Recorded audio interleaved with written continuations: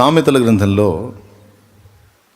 మన జీవితానికి కావలసినటువంటి ఎన్నో విలువైన పాఠాలు భక్తుల ద్వారా దేవుడు పలికించి మన కోసం గ్రంథస్థం చేయించాడు. సామెతల గ్రంథంలో ఎక్కువ నీతిమంతుడు భక్తిహీనుడు అనే ఇద్దరి మీద బోలెడంత సబ్జెక్ట్ ఉంటుంది.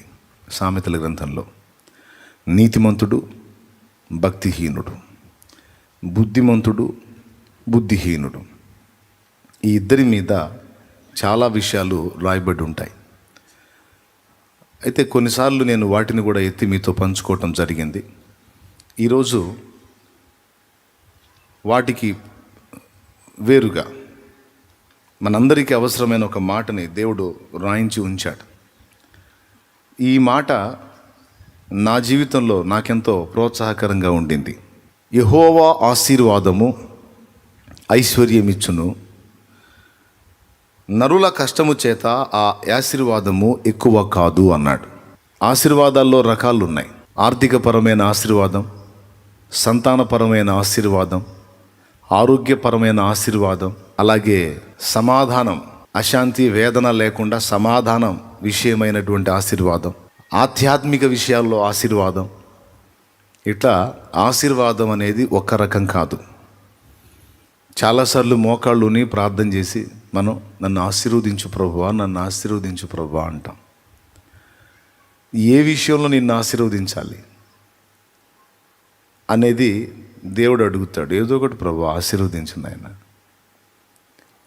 అవును, నీకు సంతానపరమైన ఆశీర్వాదం కావాలా, ఆర్థికపరమైన ఆశీర్వాదం కావాలా, ఆధ్యాత్మిక ఆశీర్వాదం కావాలా, నీకు ఆత్మ సంబంధమైన దీవెనలు కావాలా, భౌతికమైన దీవెనలు కావాలా, దేవుడు అడుగుతాడు. ఏదో ఒకటి ప్రభువా నన్ను ఆశీర్వదించిన ఆయన అంటాం. ఆశీర్వాదం అంతా ఒక్కటి కాదు, ఆశీర్వాదంలో రకాలు ఉన్నాయి. సరే, ఇక్కడ ఐశ్వర్యానికి సంబంధించినటువంటి ఆశీర్వాదాన్ని గురించి మాట్లాడాడు. ఐశ్వర్యం అంటే సిరి సంపదలు మనకు తెలిసి. ఈ ఐశ్వర్యం అనేది ఒక్క విధమైన ఐశ్వర్యాన్ని గురించి బైబిల్ మాట్లాడటం లేదు. రెండు విధములైన ఐశ్వర్యాలను గురించి దేవుని వాక్యం మాట్లాడుతుంది. ఒకటి ఈ భౌతికమైన సిరి సంపదలు, రెండు ఆత్మీయమైన సంపదలు. ఇక్కడ యెహోవా ఆశీర్వాదం ఐశ్వర్యం ఇస్తుంది, నరుల కష్టము చేత ఆ ఆశీర్వాదము ఎక్కువ కాదు అన్నాడు. ఈ పలికిన ఈ మాటని మనం అక్షరార్థంగా తీసుకుంటే, భూమి మీద ఐశ్వర్యవంతులైన వారందరినీ యెహోవాయే ఆశీర్వదించాడా, ఆయన ఆశీర్వదిస్తేనే వీళ్ళంతా ఐశ్వర్యవంతులయ్యారా అన్న ఒక ప్రశ్న ఏర్పడుతుంది. ఒక సినిమా యాక్టర్ ఉన్నాడు, బాగా వినాలి. ఒక సినిమా యాక్టర్ ఉన్నాడు, కొన్ని కోట్ల రూపాయలు. కొంతమంది రాజకీయవేత్తలు ఉన్నారు, వేల కోట్ల రూపాయలు. కొంతమంది పెద్ద పెద్ద వ్యాపారస్తులు ఉన్నారు. ఈరోజు వాళ్ళ దగ్గర విస్తారమైన సంపద ఉంది, చాలా ఐశ్వర్యవంతులు. వాళ్ళ బిల్డింగ్ మీద ఫ్లైట్ దిగేంత ప్లేసు, హెలికాప్టర్ దిగేంత ప్లేసు ఉందంట వాళ్ళ బిల్డింగ్ పైన. చక్కగా పెద్ద గ్రౌండ్ అన్నమాట, అంత పెద్ద బిల్డింగ్. ఎంత ఐశ్వర్యమో, ఎంత సంపదో, ఎన్ని లక్షల కోట్ల డబ్బులో. విచిత్రం ఏంటంటే వాళ్ళు నిజదేవుడిని ఎరగరు. నీవు నేను ఆరాధిస్తున్న యేసయ్యని వాళ్ళు ఎరగరు, యెహోవా అన్న ఆయనని వాళ్ళు ఎరగరు. కానీ వాళ్ళు కోట్ల కోట్ల రూపాయల డబ్బులో ఉన్నారు. వాళ్ళకి ఆర్థికపరమైన ఐశ్వర్యపరమైన ఆశీర్వాదం కుప్పల తెప్పలుగా ఉంది. ఎవరిచ్చారు? ఓ ప్రశ్న. ఈ ఒక్క మాటే కాదు, బైబిల్లో ఇంకా విచిత్రమైన మరికొన్ని మాటలు ఉన్నాయి. కీర్తనల గ్రంథంలో యెహోవా ఇల్లు కట్టించని యెడల కట్టువారి ప్రయాసము వ్యర్థమే అంటాడు. అంటే ఇప్పుడు లోకంలో చాలామంది పెద్ద పెద్ద బిల్డింగులు కట్టుకుంటున్నారు. చిన్నోళ్ళు చిన్న ఇల్లు కడుతున్నారు, పెద్దోళ్ళు పెద్ద ఇల్లు కడుతున్నారు, కొంతమంది 2 ఇళ్ళు కడుతున్నారు. అర్థం కాలేదా? కొంతమంది ఇంకా విశాల హృదయాలు 3 ఇళ్ళు కూడా కడుతున్నారు. సరే, ఇది వేరే సంగతి. చిన్నిళ్ళైనా పెద్దిళ్ళైనా యెహోవా ఇల్లు కట్టించని ఎడల కట్టువారి ప్రయాసము వ్యర్థమే. అంటే కట్టినన్ని ఇళ్ళన్నీ ఆయనే కట్టించాడు అని అర్థం వస్తుంది. భక్తుడి కంటే దేవుడు కట్టించాడు, దేవునికి స్తోత్రం. మరి భక్తిహీనుడికి ఎవరు కట్టించారు? అవునా? అది ఎక్కడుంది? కీర్తనల గ్రంథం 127వ కీర్తన మొదటి వచనం. యెహోవా ఇల్లు కట్టించని ఎడల, యెహోవా ఇల్లు కట్టించని ఎడల దాని కట్టువారి ప్రయాసము వ్యర్థమే. యెహోవా పట్టణమును కాపాడని ఎడల దాని కావలి కాయువారు మేలుకొని ఉండుట వ్యర్థమే. మీరు వేకువనే లేచి చాలా రాత్రి అయిన తర్వాత పండుకొనుచు మీ చేతుల కష్టార్జితమైన ఆహారము, మీ కష్టార్జితమైన ఆహారము తినుచూ నుండుట వ్యర్థమే. తన ప్రియులు నిద్రించుచుండగా ఆయన వారికి ఇచ్చుచున్నాడు. రైట్. మనకంటే దేవుడు ఇస్తున్నాడు, మరి వాళ్ళకి ఎవరు ఇస్తున్నారు? మనల్ని అంటే దేవుడు కాపాడుతున్నాడు, మరి వాళ్ళని ఎవరు కాపాడుతున్నారు? సరే, మనకి దేవుడు ఐశ్వర్యం ఇచ్చాడు, ఆశీర్వాదం ఇచ్చాడు అంట, మరి వాళ్ళు కూడా కోట్లు కోట్లు సంపాదిస్తున్నారు కదా. మరి వాళ్ళ యెహోవా ఆశీర్వాదం ఐశ్వర్యం ఇచ్చునంటే అంత ఐశ్వర్యం వాళ్ళు దేవుని ఆశీర్వాదంతోనే పొందారా? అసలు ఇక్కడ బైబిల్ గ్రంథంలో ఏ ఇంటిని గురించి మాట్లాడుతున్నాడు, ఏ పట్టణాన్ని గురించి మాట్లాడుతున్నాడు, ఏ ఐశ్వర్యాన్ని గురించి మాట్లాడుతున్నాడు అనేది ఒక ప్రశ్నగా మనం తీసుకుంటే, ఈ మూడు విషయాలు భౌతిక ప్రపంచంలో ఉన్నాయి, ఆధ్యాత్మిక ప్రపంచంలో కూడా ఉన్నాయి. భౌతిక ప్రపంచంలో ఐశ్వర్యం ఉంది, భౌతిక ప్రపంచంలో ఒక ఇంటి నిర్మాణం ఉంది. అంటే ఇలా ఈ భూమి మీద మనం సంపాదించే సంపాదన ఐశ్వర్యం, కట్టే ఇల్లు, నివాసయోగ్యమైన ఇల్లు. మూడవది కాపాడబడవలసిన పట్టణం. ఈ చిలకలూరుపేట ఒక పట్టణం, దీని ప్రక్కన నరసరావుపేట, జంట పట్టణాలు. దీనికి 30 కిలోమీటర్ల దూరంలో చీరాల పట్టణం ఉంది. అటు నరసరావుపేట, ఇటు చీరాల మధ్యలో ఉన్నది చిలకలూరుపేట పట్టణం. 3 పట్టణాలు అన్నమాట. ఈ 3 ఇలాంటి పట్టణం ఒకటి, మనం కట్టే ఇల్లు ఒకటి, మనం సంపాదించే డబ్బు ఒకటి. ఐశ్వర్యం, ఇల్లు, పట్టణం. ఈ మూడిటికి ఈ భౌతికంగా మనకి ఈజీగా అర్థమైపోయింది, పట్టణం అంటే ఏంటో, ఐశ్వర్యం అంటే ఏంటో, ఇల్లు అంటే ఏంటో. కానీ ఆత్మీయ ప్రపంచంలో ఇవే 3 పదాలు వాడబడేటువంటిది కూడా ఇంకొకటి ఉంది. అది మీకు పౌలు పత్రికల్లో ఏమాత్రం పరిచయం ఉన్నా, మీరు ఇప్పటికే ఐశ్వర్యవంతులైతిరి అంటాడు. ఐశ్వర్యం అనేది 2 విధాలు. ఒకటి భూ సంబంధమైన ఐశ్వర్యం, రెండవది ఆధ్యాత్మిక ఐశ్వర్యం. ఈ ఐశ్వర్యాన్ని సంపాదించడానికి భౌతికంగా మనిషి కష్టపడతాడు. ఎంత కష్టపడతాడో అంత సంపాదించగలుగుతాడు. ఉదాహరణకి ఇప్పుడు మనం ఇందాక చెప్పుకున్న ఒక పెద్ద ధనవంతుడైన వాడిని గుర్తు చేసుకుంటే, ఏదో ఒక చిన్న పెట్టుబడితో ఒక వ్యాపారాన్ని మొదలుపెట్టి రాత్రి పగలు తేడా లేకుండా కష్టపడి తిప్పలు పడి నానా బాధలు పడి బ్రెయిన్ ఉపయోగించి ఎత్తుగడలేసి సక్సెస్ చేసి, ఒక దానిలో తేడా పడితే ఇంకొక దాన్నైనా మొదలుపెట్టి చేసి చేసి చేసి చేసి ఎట్టకేలకు ఎంతో శ్రమపడి ఒక గొప్ప ఐశ్వర్యవంతుడు అవుతాడు. ఒకటే జీవిత లక్ష్యం, డబ్బు సంపాదించాలి, డబ్బు సంపాదించాలి అని. దానికోసం ఎంతో కష్టపడతాడు. నాకంత డబ్బు అవసరం లేదు, ఉండటానికి తినటానికి ఉంటే చాలు అనుకున్నాడు. కొద్ది గంటలే కష్టపడతాడు, శుభ్రంగా తెచ్చుకున్న ఏదో కాస్త వండుకు తింటాడు, హాయిగా మంచం ఎక్కుతాడు, గురక పెడతాడు. కానీ విస్తారమైన ఐశ్వర్యం సంపాదించాలంటే ఒకడు ఖచ్చితంగా త్యాగం చేయాల్సిందే, కష్టపడాల్సిందే. భూమి మీద దేవుడు మనుషులను పుట్టించినప్పుడు ఒక తీర్మానం చేశాడు, బాగా వినండి. కష్టపడకపోయినా, అంటే మనం ఎక్కువ శ్రమ పడకపోయినా, శ్రమ పడినా, మనం ప్రత్యేకంగా ప్లాన్లు గీసి సక్సెస్ చేసినా చేయకపోయినా, దేవుని చట్ట ప్రకారం ఒక కార్యాన్ని దేవుడు జరిగించి పెట్టాడు. అదేంటంటే, నేను భూమి మీద మనుషుల్ని పుట్టిస్తున్నా, వాడికి ఒక ఆయుష్కాలాన్ని నిర్ణయిస్తా. ఆ 70 ఏళ్ళలో 80 ఏళ్ళలో 40 ఏళ్ళలో 20 ఏళ్ళలో 30 ఏళ్ళలో 10 ఏళ్ళలో 1 సంవత్సరమో లేకపోతే 100 ఏళ్ళలో. బైబిల్లో ఆదికాండంలో మనం చూస్తే ఒక ఆయన 969 బతికాడు.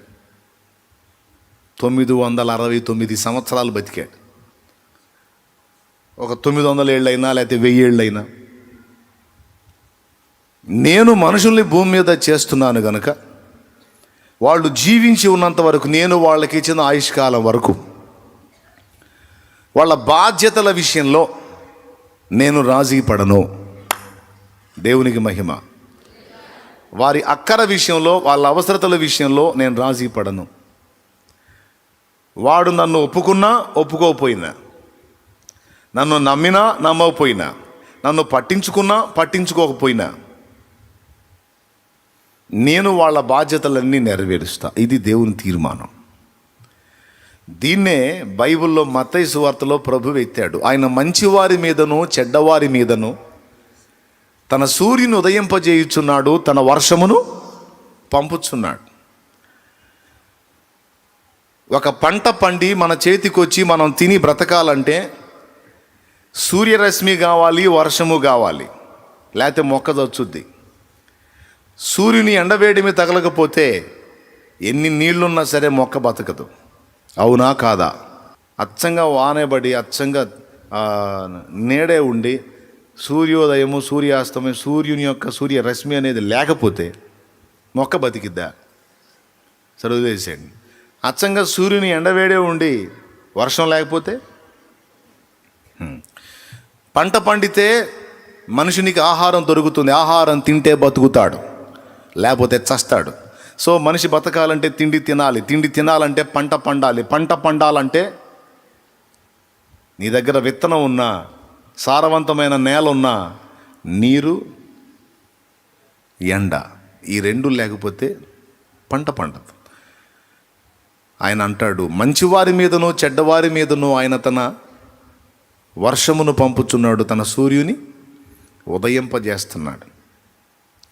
అంటే మనిషికి ఆహారం పెట్టి వాడిని బతికించే విషయంలో వాడు మంచోడా చెడ్డోడా అన్నది దేవుడు పట్టించుకోవటల్లా.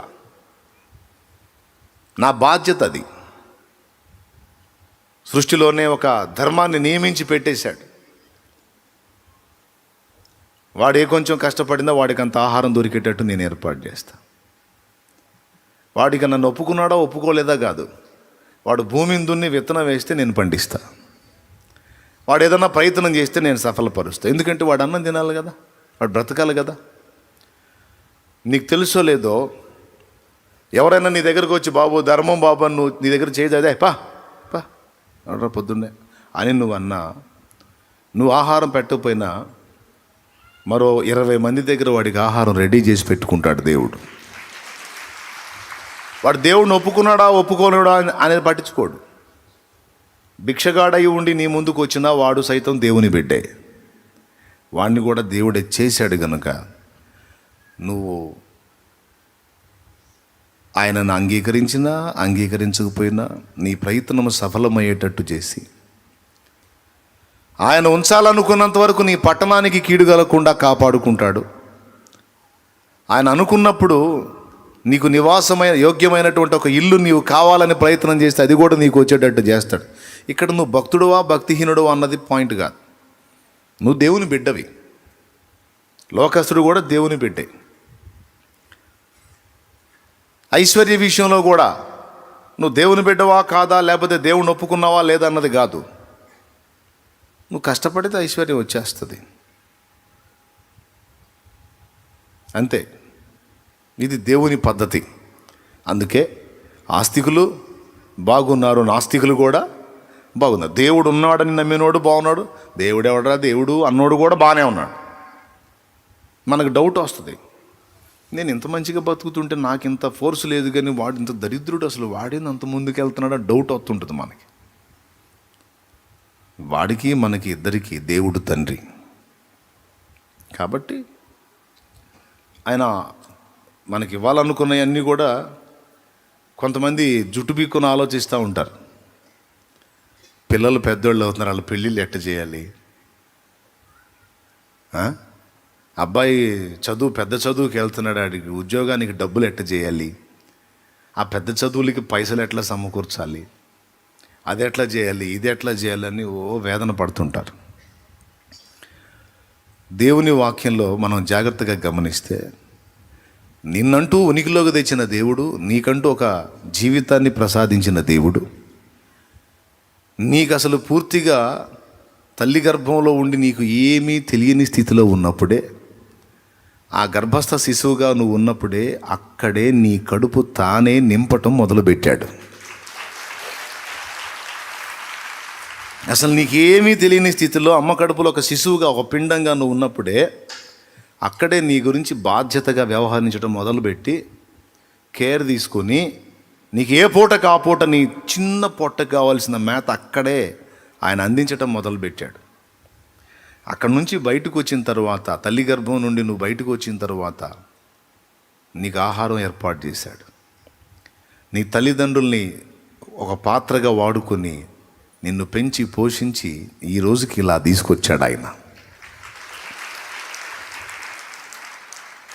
తల్లి గర్భంలో గర్భస్థ శిశువుగా ఉన్నప్పుడే నీ విషయంలో బాధ్యత తీసుకొని, నువ్వు భూమి మీదకి వచ్చి పెరిగి పెద్దయి మంచోడు అవుతావా, దుష్మన్ అవుతావా, లేకపోతే దుష్టుడు అవుతావా, మంచోడు అవుతావా, ఏం పట్టించుకోకుండా నీ బాధ్యతలు చూడటం మొదలుపెట్టినటువంటి దేవుడు నీకు ఇచ్చిన ఆయుష్కాలం వరకు నీకు కావలసిన ప్రతి అవసరతకు కావలసినవన్నీ ముందే సిద్ధపరిచి ఉంచాడు. అది ఆయన బాధ్యత.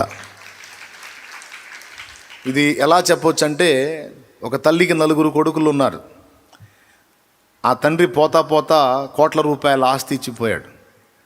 ఈ 4 కొడుకుల్లో 2 చెడిపోయిన వాళ్ళు, 2 మంచోళ్ళు. కానీ తల్లి పోతా పోతా బ్యాంకులో ఈ చెడిపోయిన వాళ్ళ పేరు మీద కూడా మనీ వేసినట్టు అన్నమాట. 2 మంచోళ్ళ పేరు మీద కాదు, చెడిపోయిన వాళ్ళ పేరు మీద కూడా మనీ వేసినట్టు. ఇంకా చెప్పాలంటే మంచోళ్ళది కూడా కొంచెం తీసి ఈ చెడిపోయిన వాళ్ళకి వేసిపోయింది. తెలీదా? నిజమా కాదా? ఇదే విచిత్రము. కొన్నిసార్లు మన పెద్దాళ్ళ మీద మనకు ఫీలింగ్ వచ్చింది, నేను ఇంత మంచిగా చూసుకుంటే డబ్బులు నాకు ఇవ్వకుండా వాడు అసలు తాకితలోడు వాడి పేరు మీద ఇచ్చిపోయింది ఏంది, బంగారం ఆ అమ్మాయికి ఇచ్చింది ఏంది, పొలం ఆ అమ్మాయికి రాసింది ఏంది, ఇల్లు ఆ అమ్మాయికి రాసింది ఏంది, నేను కదా చూసుకుంది. చచ్చిన ముసలిదానికి కూడా న్యాయం లేదు, అన్నీ నా చేత చేయించుకొని పోతా అన్నీ ఆ అమ్మాయికి రాసింది, ఆడికి రాసింది అని అను. కొంచెం అమ్మ మనసు ఎరిగితే మనకు అర్థమైపోయింది. మంచోడిని ఎందుకని సరిగా పట్టించుకోలేదు, చెడిపోయినోడి విషయంలో ఎందుకు సీరియస్గా తీసుకున్నారంటే, ఈ మంచోడు ఎట్టయినా బతుకుతాడని నమ్మకం. ఈ మంచి పిల్ల ఎట్లనైనా బతుకుద్ది, ఎప్పటికైనా బాగుపడిద్ది, ఎప్పటికైనా ఆశీర్వదించబడిద్ది. ఎటొచ్చి ఎగచాట్లు పడేది ఈ చెడిపోయినోడు, చెడిపోయిన అమ్మాయి గనక వాళ్ళు పోతా కూడా ఒక చెయ్యి వాళ్ళకే ఇసిరిపోతారు. స్తోత్రం చెప్పండి. ఎప్పుడన్నా తిట్టుకున్నారా మీ పెద్దాళ్ళని? అబద్ధాలు ఆడవాకండి, సణుక్కొని ఉంటారు కదా. మా అమ్మ కూడా, మా అమ్మ వ్యవహారం కూడా ఇంతే చేస్తూ ఉంటుంది. మా అమ్మ కూడా ఇంతే. అసలు మా అమ్మ దగ్గర కూడా న్యాయం లేదు, దేవుడి దగ్గర న్యాయం లేదు, మా అమ్మ దగ్గర న్యాయం లేదు.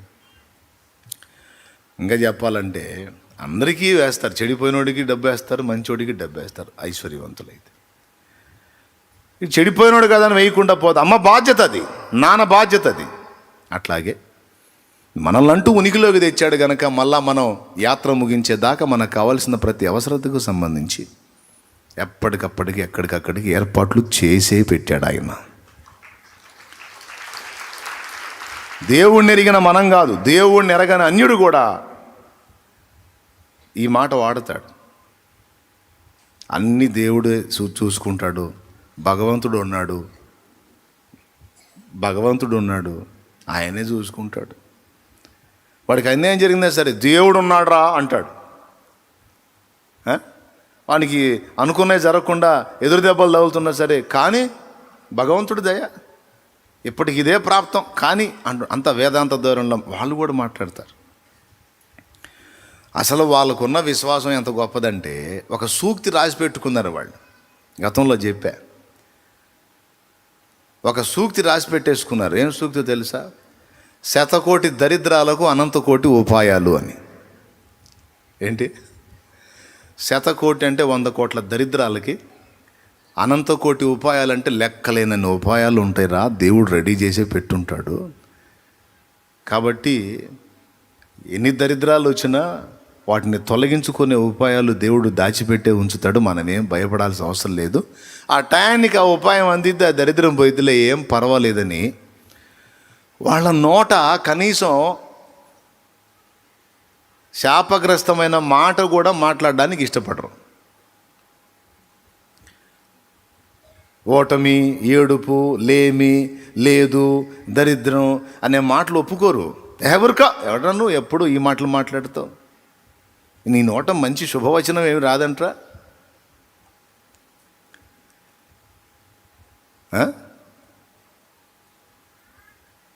అమంగళ వాక్యాలు తప్పితే మంగళకరమైన వాక్యాలు మాట్లాడవంటరా వెధవాయ్. మరీ ఎక్కువ గ్రాంధికాన్ని వాడేవాళ్ళు అమంగళం ప్రతిహతం అవగాకంట, ఏదైనా వినకూడని మాట వింటే.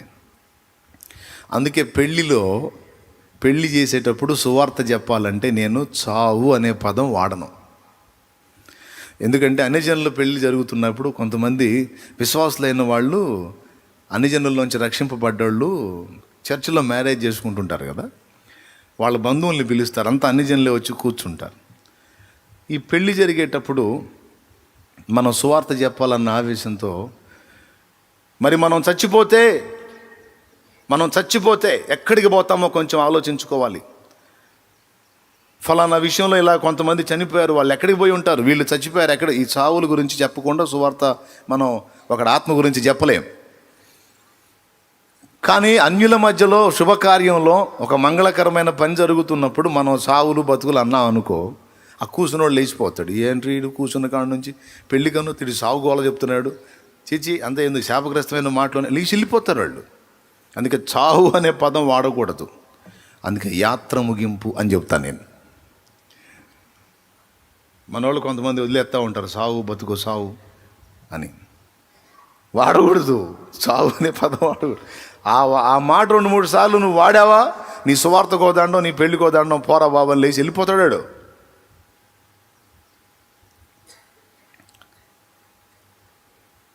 అపశకునం మాటలు ఒప్పుకోరు, మంచి శకునం మాటలు ఒప్పుకుంటారు, ఐగుప్తీయుల్లాగా. ఎందుకు ఈ మాటలు చెప్తున్నా నేను?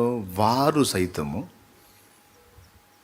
దేవుడెవరో తెలియదు, నిజమైన దేవుడెవరో ఎరుగరు. కానీ ఒకటి తెలుసు, 100 కోటి దరిద్రాలకు అనంత కోటి ఉపాయాలు దేవుడు ముందే సిద్ధపరిచి ఉంచుతాడు అనేది ఒక విశ్వాసం. రెండవది, ఎలాంటి పరిస్థితుల్లో కూడా శాపగ్రస్తమైన మాటలు, అశుభవాక్కులు విడుదల చేయకూడదు. ప్రతికూల పరిస్థితులలో సైతము శుభమే పలకాలి. మంగళకరమైన మాటలే మాట్లాడాలి, అమంగళంతో కూడిన మాటలు మాట్లాడకూడదు అని వారు ఎరుగుదురు. తిడతారు కూడా పెద్దోళ్ళు. చూడండి, అన్యుల్లో నిజదేవుని ఎరగకపోయినా వాళ్ళకు ఉన్నటువంటి నిశ్చయత. ఇక విశ్వాసుల విషయంలో ఇంకెంత ఎలా ఉండాలో ఊహించండి. సరే పక్కన పెడదాం. అన్యులకే అంత నిరీక్షణ ఉందే, అరే దేవుడు ఇవ్వాలనుకుంటే ఎట్టయినా నాకు ఇస్తాడులేరా, ఆ భగవంతుడు నాకు ఇవ్వకపోతే నేను ఎంత తిప్పలు పడితే మాత్రం నాకు వచ్చిందంట పోనీ అంటారు. ఒక అన్యుడే ఇలాంటి మాటలు కలిగి ఉన్నప్పుడు విశ్వాసులమైన మనకు మరి ఎంత నిశ్చయిత ఉండాలి, అవునా కాదా? చెడ్డవాడే, సత్యం ఎరగని వాడే, పాపంలో బ్రతుకుతున్నవాడే అలాంటి మాటలు కలిగి ఉంటే మనం ఎలా ఉండాలి? కానీ మనం ఏ పలకాలో ఏ పలకూడదో అవి ఎక్కువ పలకడానికి ఇష్టపడతాం. సరే, ఈ మ్యాటర్ పక్కన పెడదాం. ఇప్పుడు మన ఐశ్వర్య విషయం కదా మాట్లాడుకుంటున్నాం. అన్యుడైనా చెప్పండి, అన్యుడైనా, అందరు గట్టిగా చెప్పండి. అన్యుడైనా, నాస్తికుడైనా, ఆస్తికుడైనా, క్రైస్తవుడైనా అందరికీ దేవుడే అన్నదాత, అంతే. ఎందుకు అంటే వాడికంటూ ఉనికి తెచ్చింది ఆయన, వాడికంటూ జీవితం ఇచ్చింది ఆయన. కనుక వాడు అంగీకరించినా అంగీకరించకపోయినా, ఒప్పుకున్నా ఒప్పుకోకపోయినా వాడికి ఆయుష్కాలం నిర్ణయించినంత వరకు వాడికి ఇవ్వాలనుకున్నవన్నీ దేవుడు ఇచ్చేస్తాడు. మనకు ఉండాల్సిన నిరీక్షణ ఏంటంటే, విశ్వాసమైన మనకి వారి విషయంలో సైతం అలా స్పందించే దేవుడు, ఆయనను గుర్తించి ప్రేమించి ఆయన రక్తంలో కడగబడి ఆయన చూపించిన పరిశుద్ధ నీతి మార్గంలో నడుచుకోవటానికి మనల్ని మనం సిద్ధపరచుకొని కొంతమేర నడుస్తూ సాధన చేస్తున్న మన విషయంలో మరి ఎక్కువ బాధ్యత వహించడా?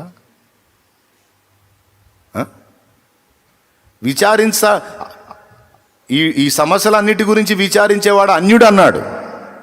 అన్యుల్లో సైతం ఇందాక నేను చెప్పిన మాటలను బట్టి అంత నిరీక్షణ, అంత నిశ్చయిత ఉందే, మరి క్రీస్తు యేసునందు విశ్వాసులమైన మనకి ఎంత నిరీక్షణ ఉండాలి, ఎంత నిశ్చయిత ఉండాలి. కానీ వాళ్ళకు ఉన్నటువంటి మాట మన దగ్గర ఉండకపోయినాయి. 100 సమస్యలు రాని నా దేవుని దగ్గర 1,00,000 జవాబులు ఉన్నాయి అని ఎందుకు అనవు నువ్వు? ప్రభువుకు స్తోత్రం చెప్పండి. 100 సమస్యలు రాని నా దేవుని దగ్గర నా 100 సమస్యలకు 1,00,000 జవాబులు ఉన్నాయి. నేను చెప్తున్నా, ఆస్తికుడికి అన్నీ రెడీ చేస్తే, ఆస్తికుడివి, విశ్వాసివి, దేవుని సంబంధివి నీకు రెడీ చేయడా? నువ్వు విశ్వసించి ఆయన వైపు చూసి నెమ్మది పొందు. నీకు కావలసిన సమస్తము ముందే సిద్ధపరచబడినవి.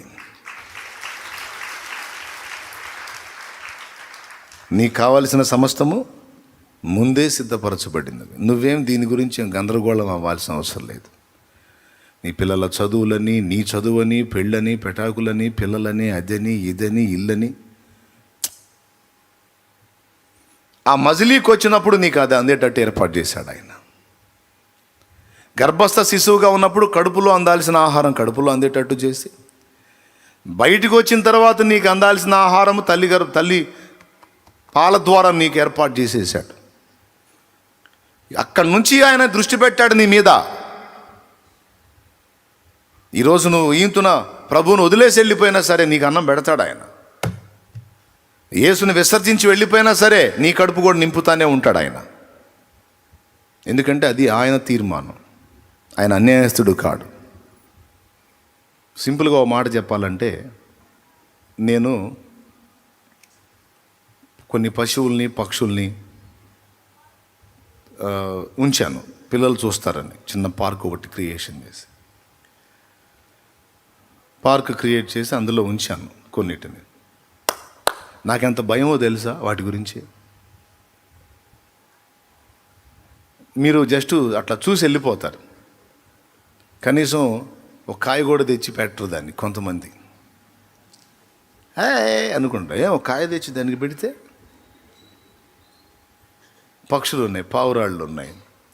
1 కిలో గింజలు తీసుకొచ్చి కాస్త చల్లితే ఎంత బాగుండు. ఆహా, ఎవరన్నా చల్లితే మాత్రం భలే ఎగురుతున్నాయి కదా, నువ్వు తెచ్చి పెట్టవచ్చుగా.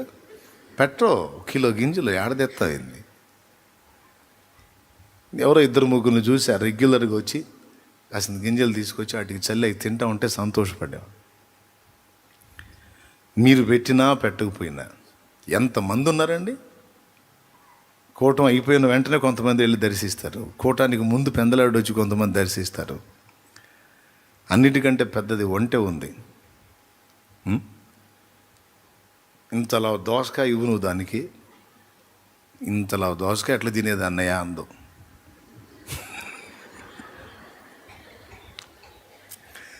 బస్తాలు తింటుంది అది. ఒక దోసకాయ తీసి దాని నోటికి అందిస్తే ఏం ప్రాబ్లం లేదు, బ్రదర్ ఇంకోటి రెడీ చేసుకో అని నేను ఇంకొక కాయ తీసేటప్పటికి టపా టపా టపా నవిలి పడేస్తుంది. తెచ్చినప్పుడేమో నడుము 4 అడుగులు ఉంది. ఇప్పుడు నాకన్నా ఎత్తు అయిపోయింది దాని నడుము. దాని కాలంత లేదు, నేను వెళ్ళిపోయింది ఎక్కడికో. గంభీరంగా ఉంటుంది. నా వాయిస్ వినపడిందంటే ఒక కేకేసిద్ది, అదొక టైపులో అరుసుద్ది. ఇంకెవరు వచ్చింది అరవదు. ఎందుకు తెలుసా? ఎరా తెచ్చావు, అందరినీ చూడమని పెట్టావు నన్ను ఏడా, మరి నా కడుపు నింపేది ఎవరురా? దుర్మార్గుడా, పెట్టు దోసకాయలు పెట్టు. దోసకాయలు లేకపోతే క్యాలీఫ్లవరు, క్యాబేజీ ఆకులు. క్యాలీఫ్లవర్ ఆకు బాగా ఇష్టంగా తింటుంది. మీకు ఏం చెబుతును, దానికోసం పడరాని పాటలు. పిల్లలు దాన్ని చూస్తే ఇష్టంగా ఫీల్ అవుతారు. వాళ్ళ ఆనందం, వాళ్ళ ముఖాల్లో ఆనందం, నా ఆనందం. దానికోసం ఆ చెరువు కట్ట మీదకి వెళ్ళి, అప్పుడు వేసవి కాలంలో ఆ కూరగాయలు అవి సరిగా అందట్లా, వేపాకు కూడా తింటుంది. ఏదో ఒకటి ముందు దాని కడుపులోకి ఆహారం పంపించాలని ఆ చెరువు కట్ట మీద వేపాకు వస్తుంది. దాని కింద రంధ్రంలోనే త్రాచుపా ఉంది. దాని మీదే తిరిగి కోసా ఆకు. కానీ ఏం చేయలే. మరుసటి రోజు సాయంత్రం వేళ ప్రార్థన చేస్తుంటే పలకరించి వెళ్ళింది. బ్రదర్ బాగున్నా, నువ్వే కదా పైన తిరిగా. ఏం పర్లేదు బ్రదర్, ఓకే, నీ పని ఇది, నా పని. ఒరిజినల్ తెల్ల త్రాసు అది. దేవుని గట్టిగా స్తోత్రం చెప్దాం. హల్లెలూయా. నేను వాటిని ఏర్పాటు చేశాను కనుక ఎవరు పట్టించుకున్నా పట్టించుకోకపోయినా సచ్చినట్టు నేను పోయి చూసుకుంటా వాటిని. అక్కడ ఉంచబడిన వ్యక్తి వాటిని జాగ్రత్తగా చూస్తున్నాడో లేదో గమనిస్తా. ప్రతిదీ దాని అవతారం ఎట్లా ఉంది, కాస్త బలంగా ఉందా, బక్క చిక్కిపోయిందా, ఖచ్చితంగా చూసుకుంటా. ఇక అక్కడ నన్ను అవి పలకరించినాయా లేదా అనేది నాకు అనవసరం.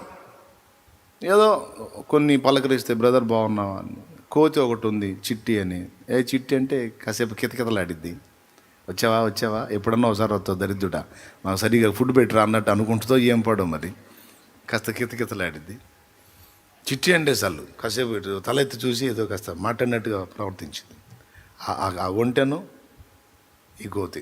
ఇక గాడిద ఉంది, గాడిద అడ్డగాడిద, అసలు పట్టించుకోదు. సమీపంలోకి వెళ్తే కాలుతో తనటం తప్ప దానికి ఏం తెలియదు. ఎందుకు వచ్చినా కూడా దానికైతే నేను దగ్గరలోకి పోను.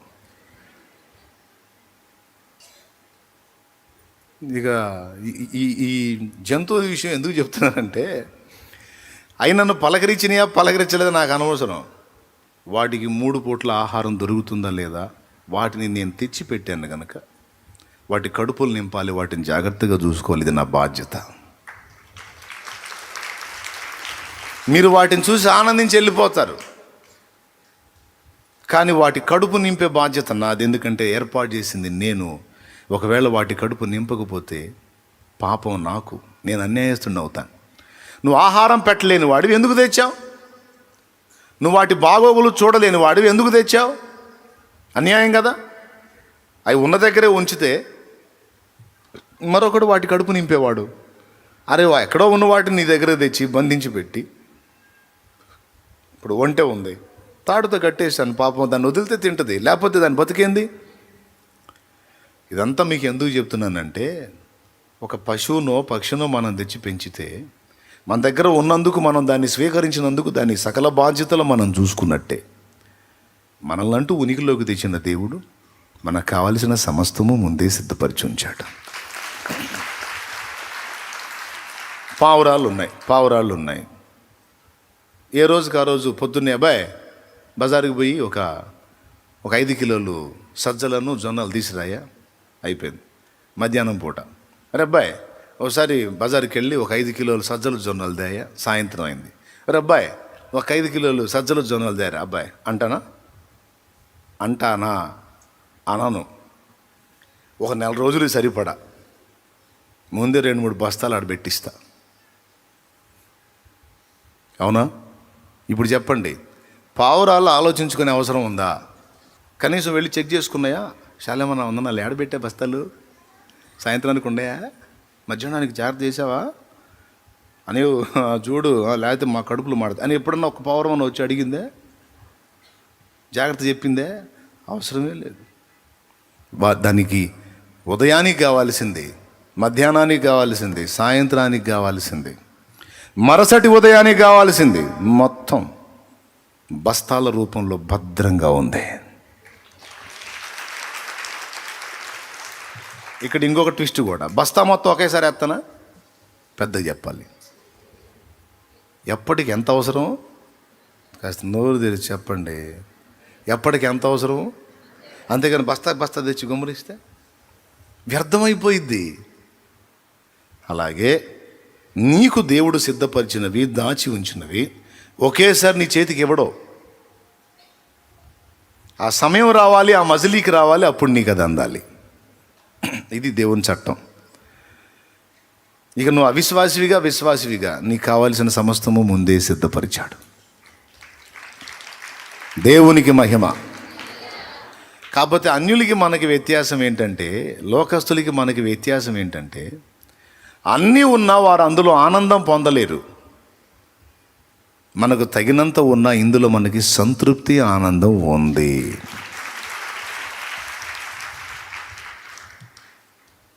అష్టైశ్వర్యాలు ఉంటాయి, కానీ మనసులో శాంతి ఉండదు, ఆత్మలో ఆనందం ఉండదు. ఈ రెండు మనకున్నాయి. నిజమైన సంతోషం, సమాధానం వారికి ఉండవు. పాప అన్యజనులు నిజదేవుణ్ణి, శాంతి సమాధానములకు ఎవరు ఆధారమై ఉన్నారో ఆ దేవుణ్ణి వారు తెలుసుకొనంత వరకు వారికి అన్నీ ఇవ్వబడతాయి, కానీ వాటన్నిటి ద్వారా వచ్చే తృప్తి, సంతోషం, సమాధానం, నెమ్మది అనేవి మాత్రం వారికి ఉండవు. అవి మనకిచ్చాడు. నీ సన్నిధిని సంపూర్ణ సంతోషము కలదు, నీ కుడి చేతిలో నిత్య సుఖములు కలవు అన్నాడు కీర్తనల్లో. అంత కోట్ల ఐశ్వర్యాలు మనకు లేకపోయినా ఉన్నంతలో. ఇప్పుడు వాళ్ళేంటి, భయం గుప్పెట్లో బతుకుతారు. అన్నీ ఉండి కూడా విచారిస్తూ ఉంటారు. రేపేం జరుగును అనే టెన్షన్లో బతుకుతూ ఉంటారు. బతుకులో టెన్షను, చచ్చినాక టెన్షను. కానీ మనకి బ్రతుకులో టెన్షన్ లేదు, చచ్చిన తర్వాత కూడా ముందే సిద్ధపడ్డాం కనుక దానిలో కూడా టెన్షన్ లేదు మనకి. బ్రతికినంత వరకు ఆయనే చూసుకుంటాడు. పుట్టించినోడు. నేను గుర్తెరక్క ముందు సంగతి వేరు, గుర్తెరిగిన తర్వాత ఇంకెందుకు నిర్లక్ష్యం చేస్తాడు? ఆయన్ని గుర్తెరగనోడినే పోషించే దేవుడు గుర్తెరిగిన నాకు అన్యాయం చేస్తాడా? నో. బ్రతుకులో నాకు తోడై ఉన్నాడు, చచ్చిన తర్వాత కూడా నేను ఆయన దగ్గరికే చేరతా, నిశ్చయత. కాబట్టి క్రీస్తు యేసులో ఉన్న మనకు నెమ్మది కలదు, సమాధానం కలదు, సంతోషం కలదు, శాంతి కలదు. వీటన్నిటికీ మించి భవిష్యత్తును గూర్చిన నిరీక్షణ కలదు. ఈరోజు ఇక్కడ కూర్చున్న మీ అందరి జీవితాలకు సంబంధించి దేవుడు ముందే సిద్ధపరిచి ఉంచాడు. నమ్మితే గట్టిగా స్తోత్రం చెప్పు. నీ అప్పులకు పరిష్కారం దేవుడు ముందే సిద్ధపరిచి ఉంచాడు. ఆర్థిక ఇబ్బందులకు పరిష్కారం ముందే సిద్ధపరిచి ఉంచాడు. నీ దరిద్రతకు, లేమికి పరిష్కారం దేవుడు ముందే రెడీ చేసి పెట్టాడు. ప్రస్తుత కొంచెము కాలం మీకు శ్రమ, అది కూడా సంపూర్ణత, అది కూడా ఒక కొలికి వచ్చేస్తుంది, ముగింపు వచ్చేసింది ఇక. ఎందుకంటే ఇంతకాలం అనుభవించావు, ఇప్పుడు ఇక ముగింపు ఘట్టంలోకి వచ్చావు. ఈ ఘట్టంలో కృంగిపోవాకు, నిరాశపడవాకు, నిరుత్సాహపడవాకు. ఇంతకాలం సహించి ఈ కొంచెం కాలంలో మళ్ళీ బలహీనపడవాకు. ఒక అద్భుతమైన మలుపు దేవుడు తిప్పబోతున్నాడు. ప్రవచనాత్మకంగా పలుకుతున్న ఎవరు ఈ విషయంలో నలుగుతున్నారో వారికి సమాధానం. ఇంతకాలం నిరీక్షించా, ఓర్చుకుని ఇంకొక గడి అన్నట్టు తాళుకో. దేవుడు తిప్పే మలుపేంటో నీకు అర్థమైద్ది. ఏం అందిస్తాడో కూడా నువ్వు గుర్తుపడతావు, పొందుకుంటావు. అప్పుడు నువ్వు ఈ రోజుని, ఈ గంటని, ఈ గడియని గుర్తుపెట్టుకో. రాసుకో, నీ డైరీలో రాసుకో. దేవుడు సిద్ధపరిచింది అందిన నాడు ఒక సాక్ష్యంగా దేవుని మహింపరచు. చెప్పు, విశ్వాసంతో చెప్పు. ఉందా లేదా? ముందే సిద్ధపరచబడిందా లేదా? నోరు తెరవరేమండి? ఇంకేమైనా డౌట్ లేదుగా? ఆ నాస్తికుడికి ఇచ్చినప్పుడు నీకు ఇవ్వడా? మరి నిశ్చయముగా నీకు అందాల్సిన దాన్ని మొత్తాన్ని కూడా దేవుడు నీకు అందుబాటులోకి తెస్తాడు. అది నీ పిల్లల విషయమో, నీ పర్సనల్ విషయమో, నీ శరీర సంబంధమైన అక్కర్లకు సంబంధించిందో, ఆత్మీయ అక్కర్లకు సంబంధించిందో, అది నీకు తెలుసు, ప్రభువుకు తెలుసు, నాకు తెలియదు. కానీ ఆయన పలికించిన మాట ఇప్పుడు నేను పలుకున్నా, జరిగిద్ది. నా నిశ్చయత, నా నెమ్మదికి కారణం అదే. నాకేదో అది కావాలి, ఇది కావాలి, బోల్డని అవసరతలు ఉన్నాయి, బోల్డని టెన్షన్స్ ఉన్నాయి. కానీ అవన్నీ నిజంగా నేను ఏమగునో అని ఆలోచిస్తే ఖచ్చితంగా మెంటల్ హాస్పిటల్లో చేరుతా, డౌట్ లేదు. నిద్ర మాత్రం వేసుకుని నిద్ర రాదు. అవన్నీ దేవుడు నాకు ముందే సిద్ధపరిచాడని నమ్మి యెహోవా ఈరే అనుకొని నిద్రపోతున్నా, తిరుగుతున్నా. చెప్పు, ఎవరు? యెహోవా ఈరే. ఆ ఘట్టంలో, ఆ ఘడియలో, ఆ పర్వతం మీద ఆయనే చూసుకుంటాడు, ఆయనే. కాబట్టి చెప్పండి,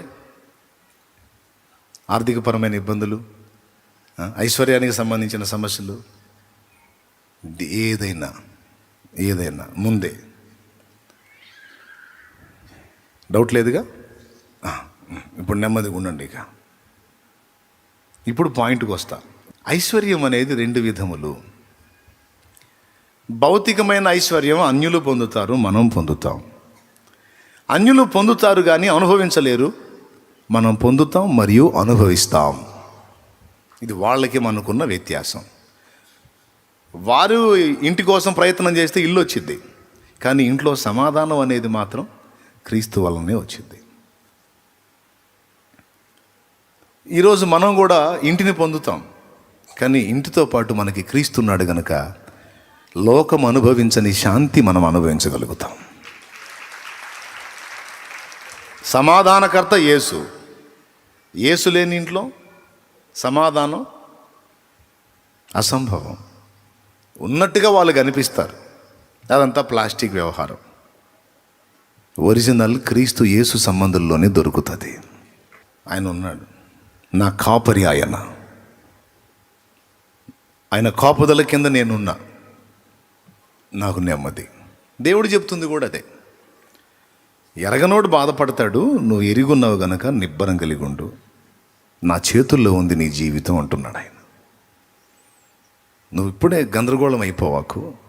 ఉదయానికి పౌరాళ్ళకి సిద్ధపరచాల్సింది సిద్ధపరిచినట్టే సాయంత్రానికి కూడా ముందే రెడీ చేశాను. ఉదయంలో నువ్వు ఉండి సాయంత్రపు దాన్ని ఇప్పుడే అడగవాకు, సాయంత్రం రాని అప్పుడు నువ్వు దాన్ని తింటూ ఆనందిస్తావు అంటాడు. ఇది మనకి బాగా అర్థమైతే అస్సలు టెన్షన్ ఉండదు. ఆ టైంకి నాకు దేవుడు తప్పకుండా ఏర్పాటు చేస్తాడనే భరోసా నీకుంటే ఇక శాంతి నీ దగ్గర నుండి ఎవ్వడు తొలగించలేడు. శాంతి, సమాధానం, ఆనందం ఎక్కడ ఉంటాయో ఆరోగ్యం కూడా అక్కడే ఉంటుంది. బాగా ప్రెజర్ అయితేనే కదా రోగం, ఒత్తిడి, మానసిక ఒత్తిడి ఏదో ఒక రోగం రూపంలో బయటికి వెల్లడైద్ది. అది అవసరం లేదు నీకని యేసయ్య చెప్పాడు కదా. అయినా సరే కొంతమందికి ఇది పోకపోతే నేనేం చేసేది? కనపడే బరువా తీసి దించేయడానికి నెత్తి మీద నుంచి కనపడని బరువు బాగా నవ్వుతానే ఉంటారు. అట్లేం లేదన్నయ్య, అట్లేం లేదంటారు, గందరగోళం అయిపోతానే ఉంటారు. అబ్బాయి అట్లేం లేదన్నయ్య, అస్సలు ఆయన ఉన్నాడు అంట. నేను అనుకుంటే ఎంత విశ్వాసం అని మళ్ళీ గందరగోళం అయిపోతూ ఉంటారు. నో, వదిలేద్దాం, ప్రభు మీద వదిలేద్దాం. ఆయన అదే చెప్తున్నాడు, నా ఆశీర్వాదం ఐశ్వర్యం ఇస్తుంది, నువ్వు తిప్పలు పడితే ఎక్కువ కాదంటున్నాడు ఆయన. దేవునికి మహిమ. అది ఇవ్వటమే కదా, అది పొందుకుంటావు, అనుభవిస్తావు, ఆనందిస్తావు. ఇక 2వ ఆశీర్వాదాన్ని గురించి 2 ముక్కలు. ఈ ఆశీర్వాదం ప్రత్యేకమైంది. దీని గురించి 1 కొరింథీ పత్రిక 4వ అధ్యాయము 8వ వచనంలో అన్నాడు. చూడండి ఒకసారి. ఇదివరకే మీరేమీ కొదువు లేక తృప్తులైతిరి. కొంచెం దానికి పైన చదువు తల్లి. ఎందుకనగా నీకు అత్యధికముగా కలుగు చేయువాడెవడు? నీకు కలిగిన వాటిలో పరుని వలన నీవు పొందనిది ఏది పొంది పొందనట్టు నీవు అతిశయింపనేలా? ఇదివరకే మీరేమీ కొదువు లేక తృప్తులైతిరి, ఇదివరకే ఐశ్వర్యవంతులైతిరి, మమ్మల్ని విడిచిపెట్టి మీరు రాజులైతిరి. అవును, మేమును మీతో కూడా రాజుల మగనట్లు మీరు రాజులగుట నాకు సంతోషమే కదా. దేవునికి స్తోత్రం కలుగును గాక. చూడండి, అక్కడ రాజులు ఏదో చక్రవర్తులని మాట్లాడుతున్నాడు పెద్ద ఆయన. అసలు రాజులేంది? మీరు ఇదివరకే ఐశ్వర్యవంతులు అయితిరి, ఇదివరకే రాజులు అయితిరి. అని ఒక విషయాన్ని గురించి మాట్లాడుతున్నాడు. ఐశ్వర్యము అనే పదం అక్కడ వాడాడు. మరో పత్రికలో అంటాడు, మంటి ఘటములలో ఐశ్వర్యము నింపుచున్నాడు అని. యెహోవా ఆశీర్వాదం ఐశ్వర్యం ఇచ్చును, నరుల కష్టము చేత ఆ ఆశీర్వాదం ఎక్కువ కాదు. ఇక్కడ ఐశ్వర్యం రెండు రకాలని చెప్పాను. లోక సంబంధమైన ఐశ్వర్యం, ఆశీర్వాదం అనే విషయం మాట్లాడాం. ఆ ఐశ్వర్యానికి సంబంధించి నాస్తికుడు ఆస్తికుడు అందరికీ దేవుడు ఇస్తున్నాడు, అది వేరు. ఇక్కడ ఈ ఐశ్వర్యం ఏమిటి అంటే ఇది ఆధ్యాత్మిక ఐశ్వర్యం. లోక సంబంధంగా మనం దరిద్రులమై ఉండొచ్చేమో కానీ ఈ ఆధ్యాత్మిక ఐశ్వర్యం విషయంలో మనం ఎప్పుడూ నిరుపేదలంగా ఉండకూడదు. ఓ పాట ఉంది, నా పూర్వస్థితి నాకు కలిగించరావా, కరుణించి మరలా బ్రతికించరావా అనే పాట ఓ దైవజనుడు పాడాడు. అందులో ఒక చరణం, నీ సన్నిధి భాగ్యము కోల్పోతి నాయాత్మలోనే నిరుపేదనైతి, నీ సన్నిధి భాగ్యము కోల్పోతి నాయాత్మలోనే నిరుపేదనైతి, సకలైశ్వర్యములను మించునటి, సకలైశ్వర్యములను మించునటి నీ సన్నిధానము నాకీయుమయ్యా, నీ సన్నిధానము నాకీయుమయ్యా, కరుణామయుండా. నా పూర్వస్థితి నాకు కలిగించరావా, కరుణించి మరల బ్రతికించరావా, కరుణామయుండా. నా పూర్వస్థితి నాకు కలిగించరావా, కరుణించి మరల బ్రతికించరావా, కరుణామయుండా. దేవునికి మహిమ. భౌతిక విషయంలో ఒకడు ఆర్థికంగా దరిద్రుడై ఉండవచ్చు, సమృద్ధి లేనివాడై ఉండవచ్చు. మనం భౌతికంగా ఒకవేళ నిరుపేదలముగా ఉండి ఉండవచ్చు. కానీ ఆధ్యాత్మిక విషయంలో, ఆత్మీయ విషయంలో మనం ఐశ్వర్యవంతులుగా ఉండే అవకాశం ఉంది. ఇది భక్తులు గుర్తెరిగారు. భక్తులు ఈ విషయాన్ని, ఈ రహస్యాన్ని గుర్తెరిగి భౌతికంగా వాళ్ళు సంపన్నులుగా ఉండాలి, సమృద్ధి కలిగి ఉండాలన్న పాయింట్నే వదిలేశారు. వదిలేసి ఏది ముఖ్యమైందో దాని విషయంలో వాళ్ళు ఐశ్వర్యవంతులుగా ఉండటానికి జాగ్రత్త తీసుకున్నారు. దాని ఫలితంగా వారు ఐశ్వర్యవంతులు అయ్యి అనేకులు ధన్యులు కావటానికి వాడబడ్డారు. ఉదాహరణకి ఇక్కడ భక్తుడు ఏం పాడాడు, నీ సన్నిధి భాగ్యం కోల్పోయాను, నా ఆత్మలో నేను నిరుపేదనయ్యాను అన్నాడు. భౌతికంగా నాకెంత డబ్బు ఉంటే ఏమి లాభం ప్రభు, ఆత్మీయంగా నేను నిరుపేదనైపోయాను, నీ సన్నిధిని కోల్పోయాను. గమనించాలి, ఐశ్వర్యాల్లో మొట్టమొదటిది దేవుని సన్నిధి. అర్థమైందా? దేవుని సన్నిధి.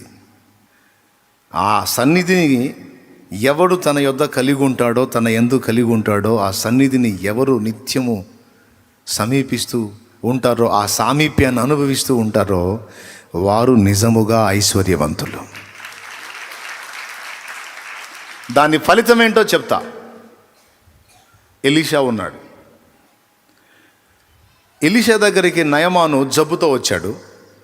ఆ జబ్బు తగ్గింది, ఆ కుష్ఠరోగం తగ్గింది. ఎలీషా చెప్పిన ప్రకారం చేస్తే నయమాను తిరిగి డబ్బు తీసుకొని వచ్చాడు ఎలీషా దగ్గరికి. వాస్తవంగా ఎలీషా సంపన్నుడు కాదు. ఎలీషా దగ్గర పైసలు ఏం లేవు, బ్యాంక్ బ్యాలెన్స్ ఏం లేదు, ఒట్టి మనిషే. తనతో పాటు గెహజీ శిష్యుడు ఉండేవాడు. అంతకుముందు ఎడ్లు, వ్యవసాయం, అరక అదంతా ఉండేది ఎలీషాకి. అంతా వదిలేసుకున్నాడు. ఏలియా ద్వారా దేవుడు ఎప్పుడైతే పిలుపునిచ్చాడో ఆ పిలుపుకు లోబడి చేసే పనిని, పొలాన్ని ఆ సంపదని సమస్తాన్ని కూడా వదిలేసి దేవుని యందు ఐశ్వర్యవంతుడు కాగోరి తన భౌతికమైన వాటి విషయంలో ఏవి లక్ష్య పెట్టకుండా అన్నిటిని విసర్జించి ఏలియాని అనుసరించాడు. నయమాను వచ్చి సొమ్ము ఎందుకు తెచ్చాడో తెలుసా? ఆల్రెడీ ఎలీషా సంపన్నుడై ఉంటే ఈ సొమ్ము ఏం చేసుకుంటాడు? ప్రవక్త అంటే ఒక దగ్గర ఉండడు, తనకంటూ ఏమీ చూసుకోడు, కొంచెం పేదరికంలో ఉంటాడు. కాబట్టి నేను ఈ బహుమానం తీసుకెళ్తే ఆయనకు ఉపయోగపడిద్ది అని ఆయన సంపద తెచ్చాడు, చాలా తెచ్చాడు. కానీ ఎలీషా ఒక్కటైనా ముట్టలా. సరే తీసేయి. దానియేలు గ్రంథంలో మనం చూస్తే దానియేలు గ్రంథం 5వ అధ్యాయంలో బెల్షస్సరుకి ఒక దర్శనం, అదే ఒక చేవ్రాత కనపడింది. మీకు అందరికీ తెలిసిన మ్యాటరే. మీరు చూడగలిగితే దానియేలు గ్రంథం 5వ అధ్యాయం రాజు అన్నాడు, ఆ వ్రాత చదివితే నేను నీకు ఇలా చేస్తానని 5వ అధ్యాయము 16వ వచనం నుంచి చదువు. అంతర్భావములను బయలుపరచుటకును కఠినమైన ప్రశ్నలకు ఉత్తరమిచ్చుటకును నీవు సమర్థుడవని నిన్ను గూర్చి వినియున్నాను గనుక ఈ వ్రాతను చదువుటకును దాని భావమును తెలియజెప్పుటకును నీకు శక్యమైన ఎడల నీవు ఊదా రంగు వస్త్రములు కట్టుకొని మెడను సువర్ణ కంఠభూషణమును ధరించుకొని. ఊదా రంగు వస్త్రము రాజులు ధరించేది. ఒక రాజ వస్త్రం నీకు కట్టి సువర్ణ కంఠభూషణము ధరించుకొని రాజ్యంలో మూడవ అధిపతివిగా ఏలుదువు. అందుకు దానియేలు ఇట్లా నేను నీ దానములు నీ యొద్ద నుంచుకొనుము. అద్దుకో. ఎవరితో ఈ మాట అంటున్నాడు? రాజుతో. నీ దానములు నీ యొద్ద ఉంచుకొనుము, నీ బహుమానములు ఎవరికైనాను నిమ్ము. అద్దుకో.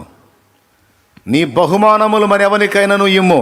అయితే నేను ఈ వ్రాతను చదివి దాని భావమును రాజునకు తెలియజెప్పెదను. దేవునికి మహిమ కలుగును గాక. నాకు అర్థం కాదు, పిలిచి నీకు ఐశ్వర్యం ఇస్తానంటుంటే, పిలిచి నీకు పదవిని ఇస్తానంటుంటే, పిలిచి నీకు సంపదను ఇస్తానంటుంటే ఏమంటున్నాడు? నీ దానము ఎవనికైనా ఇమ్ము, నీ బహుమానములు వేరొకనికి ఇమ్ము. ఎలీషా కూడా అంతే అంటాడు, నా అక్కర్లేదు పోయా. షునేమీరాలు గనురాలైన స్త్రీ తన ప్రహరీ గోడ మీద ఎలీషాకు ఒక గది కట్టించిద్ది. ఎక్కడ? కాంపౌండ్ వాళ్ళ మీద. ప్రహరీ గోడ మీద గది ఏందన్నయ్య అంటారా? అంతుండే అప్పుడు ప్రహరీ గోడలు. కాంపౌండ్ వాళ్ళ మీద గది కట్టింది. ఎందుకో తెలుసా? మన ఇంటికి వచ్చుచూ పోవచ్చున్నవాడు దైవజనుడని నేను గుర్తెరిగాను. ఇక్కడికి వచ్చినప్పుడల్లా మన ఇంట ఆయనను చేర్చుకొని ఆయనకు ఆతిథ్యం ఇస్తే మనకి ఎంతైనా మంచిది. భర్తతో చెప్పింది, ఓకే అన్నాడు. చక్కగా గది కట్టింది, బ్రతిమలాడింది. అయ్యా, మీరు ఎప్పుడు ఈ పట్టణానికి వచ్చినా ఈ గది మీ కొరకే. మేము రాము అక్కడికి, నిన్ను డిస్టర్బ్ చేయం, నీకు అభ్యంతర కారణంగా ఉండాం, నీకు కావలసిన కనీస వసతులు అందులో ఏర్పాటు చేస్తాం, మా ఆతిథ్యం స్వీకరించు. ఆ గదిలోకి వచ్చి కొంచెం సమయం గడిపి నువ్వు సేద తీరి విశ్రాంతి పొంది తర్వాత నీ త్రోవను నీ వెళ్ళొచ్చు. ఈ ఒక్క హెల్ప్ నాకు చేయమని ఆమె అడిగింది. దాందే ఉందమ్మా, తప్పకుండా దర్శిస్తాలే, వస్తాలే అంటే గది రెడీ చేసి పిలిచింది. వెళ్ళాడు, చూశాడు, సంతోషించాడు. చాలా శ్రద్ధ నిలిపావు అని ఆ గదిలో ఉండి సంతోషపడి ఆయన ఏమంటాడో తెలుసా? గేహజీని పిలిచి, ఆమె మా విషయంలో ఇంత శ్రద్ధ నిలిపి ఇంత ఉపకారం చేసింది కనుక మా నుండి ఏమైనా ప్రయోజనం పొందగోరిందేమో, నేను ఏదైనా ఆమెకు ఉపయోగపడగలనేమో, ఏమైనా హెల్ప్ చేయగలనేమో కనుక్కోమంటాడు. తర్వాత నాకు అర్థం కాని విషయం ఏంటంటే, ఏముంది నీ దగ్గర? ఎవరన్నా తెచ్చి ఇచ్చినా చెయ్యి చాపో. ఏముందని నువ్వు ఆమెకు చేస్తావు? ఖాళీ మనిషివి. దానియేలు బానిసగా పోయినోడికి అధిపత్యం చేస్తానయా, నీకు దానాలు ఇస్తాను, కంఠాభరణాలు ఇస్తాను, నీకు బంగారం ఇస్తాను, నీకు అది ఇస్తానంటే నాకు వద్దు పో అంటాడు. ఆ ఛాన్స్ మనకు వస్తే మామూలు జీవితంలో వస్తే యేసు రక్తమే చేయి ప్రభా, కృప చూపావా తండ్రి. రాజుగారు చాలా వందనాలండి, నా విషయంలో మీరు ఇంత బాధ్యత కలిగి ఉన్నందుకు చాలా థ్యాంక్స్ అని ఎగిరి గంతేసి ఎగబడేవాళ్ళమేమో. అస్సలు లెక్క చేయరు. ఏంటో నువ్వు ఇచ్చేది. ప్రియులారా, బాగా గమనించాలి. నీకు ఆల్రెడీ 100 కోట్ల రూపాయలు ఉందనుకో, 100 కోట్ల రూపాయల ఐశ్వర్యం నీకు ఉందనుకో. 100 కోట్లు అంటే ఇప్పట్లో పెద్దగా లెక్కలోది కాదులే. 1000 కోట్లు ఉందనుకో, 1000 కోట్లు కూడా పెద్ద లెక్కలోది కాదు కొంతమందికి. 1,00,000 కోట్లు ఉందనుకో, సూపరు. 1,00,000 కోట్లు ఉందనుకో, 1,00,000 కోట్ల రూపాయల ఆస్తిపరుడు అయిన నీ దగ్గరికి నేను 1,000 రూపాయలు బహుమానం తెస్తే నువ్వేమంటావు? పోనీ 1,00,000 తెస్తే, 1,00,000 కోట్లు నీ దగ్గర, 1,00,000 రూపాయలు నేను తెచ్చి నీకు ఇచ్చాను అనుకో, అసలు నువ్వు దాన్ని లక్ష్య పెడతావా? పట్టించుకుంటావా? అది నీకు విలువైందా? కాబట్టి అంత ఐశ్వర్యవంతుడై ఉంటే వీళ్ళు ఇచ్చినట్టు బిల్డప్ ఇవ్వాలి. నీ దానాలు నీ దగ్గర పెట్టుకో, నీ బహుమానాలు ఇంకొకటికి. నాకేం కర్మ, నేను శ్రీమంతుడిని, సంపన్నుడిని, నువ్వు నాకు ఇచ్చేది ఏంది అంటే బాగుంటుంది. అరే, నువ్వు వచ్చిందే బబులోనికి బానిసకు వచ్చావు. ఇక ఎలీషా విషయం తీసుకుంటే ఆ చేసే పని కూడా పక్కన పడేసి ఆ గొంగళ దుప్పటి, ఆ చేతి కర్ర, నడికట్టు కట్టుకొని పిచ్చోళ్ళ తిరుగుతున్నాడు ఏలియా. ఆయన వెంటబడి నువ్వు తిరుగుతున్నావు. ఆయన దగ్గర ఏముంది నీకు ఇవ్వటానికి? కాదా, ఆయన దగ్గర ఏముంది నీకు ఇవ్వటానికి? గొంగళ దుప్పటి తప్ప. చలికి ఎండక వానకు పనికొచ్చిద్దేమో తప్ప ఇంకా దేనికి పనికొచ్చింది? స్తోత్రం చెప్పు. హల్లెలూయా.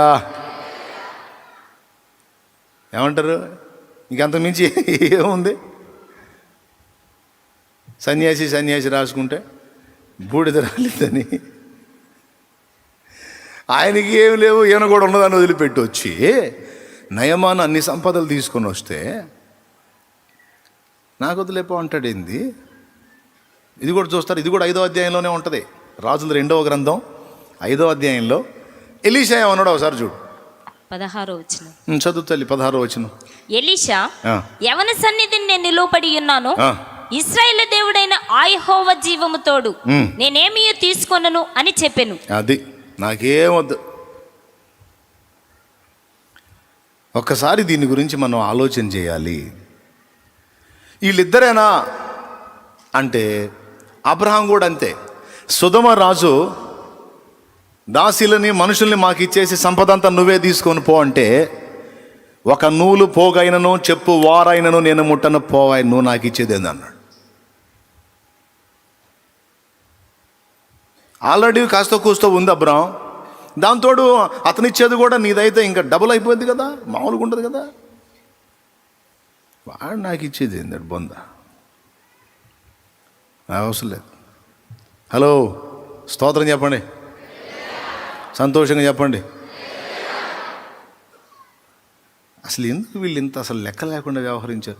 ఇంకా చాలామందిని చూపిస్తా. సీమోను, గారడీ సీమోను పేతురు యోహాన్ల దగ్గరికి డబ్బు సంచి తీసుకొని వచ్చాడు. మీలాగా నేను కూడా చేతులు పెడితే అభిషేకం వచ్చేటట్టు నాకు కూడా ఆ వరం ఇవ్వండి అని. వెంటనే బాయ్ యాకోబు సంచి అంటే తీసుకో, దయచేపెట్టి అనలా, నీ వెండి నీతో కూడా నశించుగాక అన్నాడు.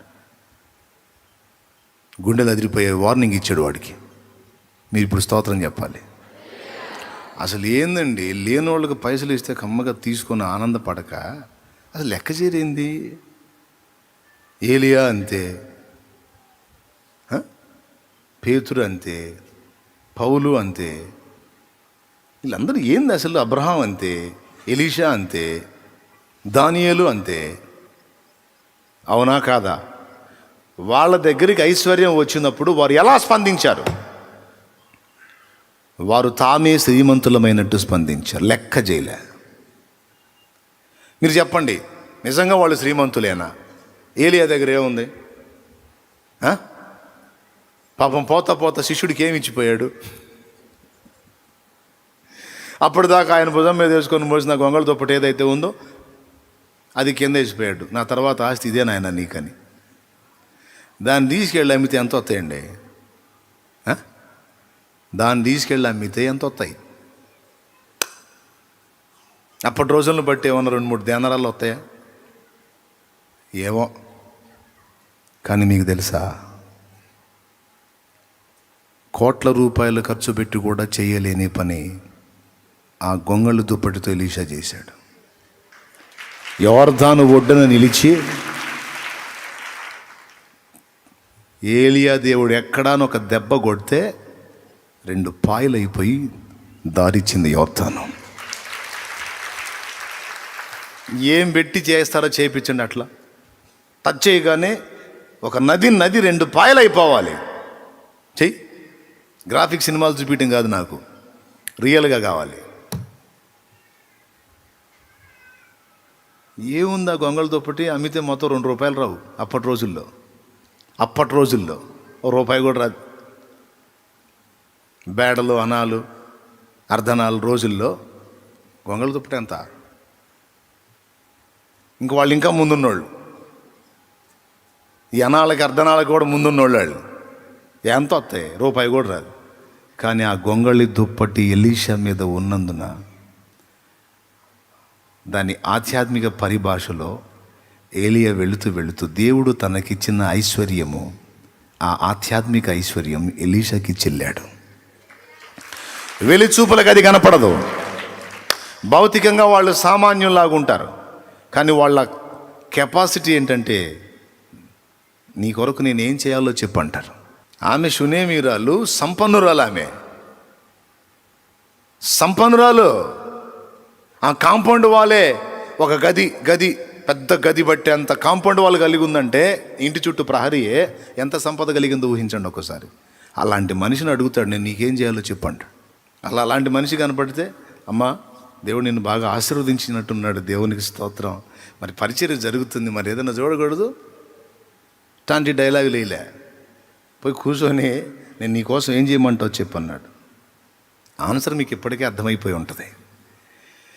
ఏమిటి వీళ్ళ బిర్రు? దేన్ని చూసుకొని నీ దానాలు ఎవరికైనా ఇయ్యి అన్నాడు.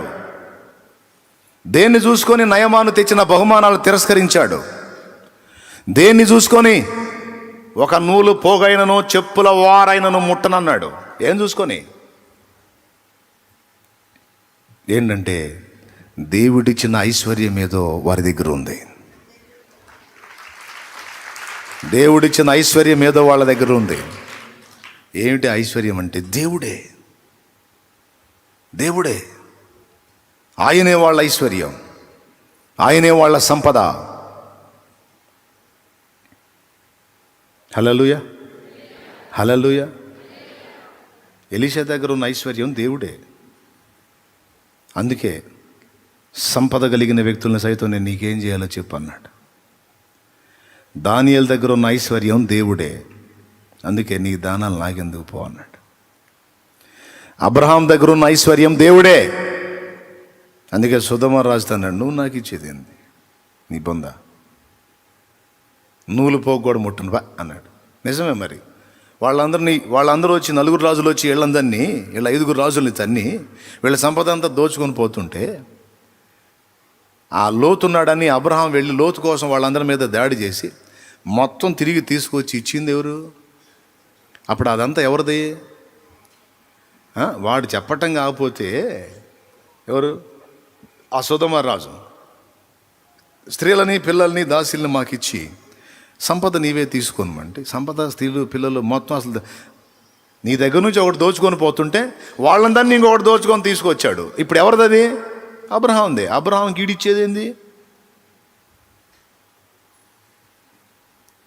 అందుకే అబ్రహాం అన్నాడు, నువ్వు నాకు ఇచ్చేదిరా పిచ్చోడా.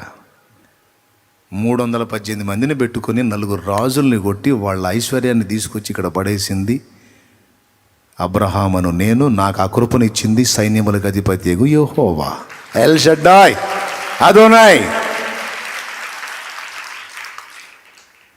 నువ్వు నాకు ఇచ్చేదేదిరా?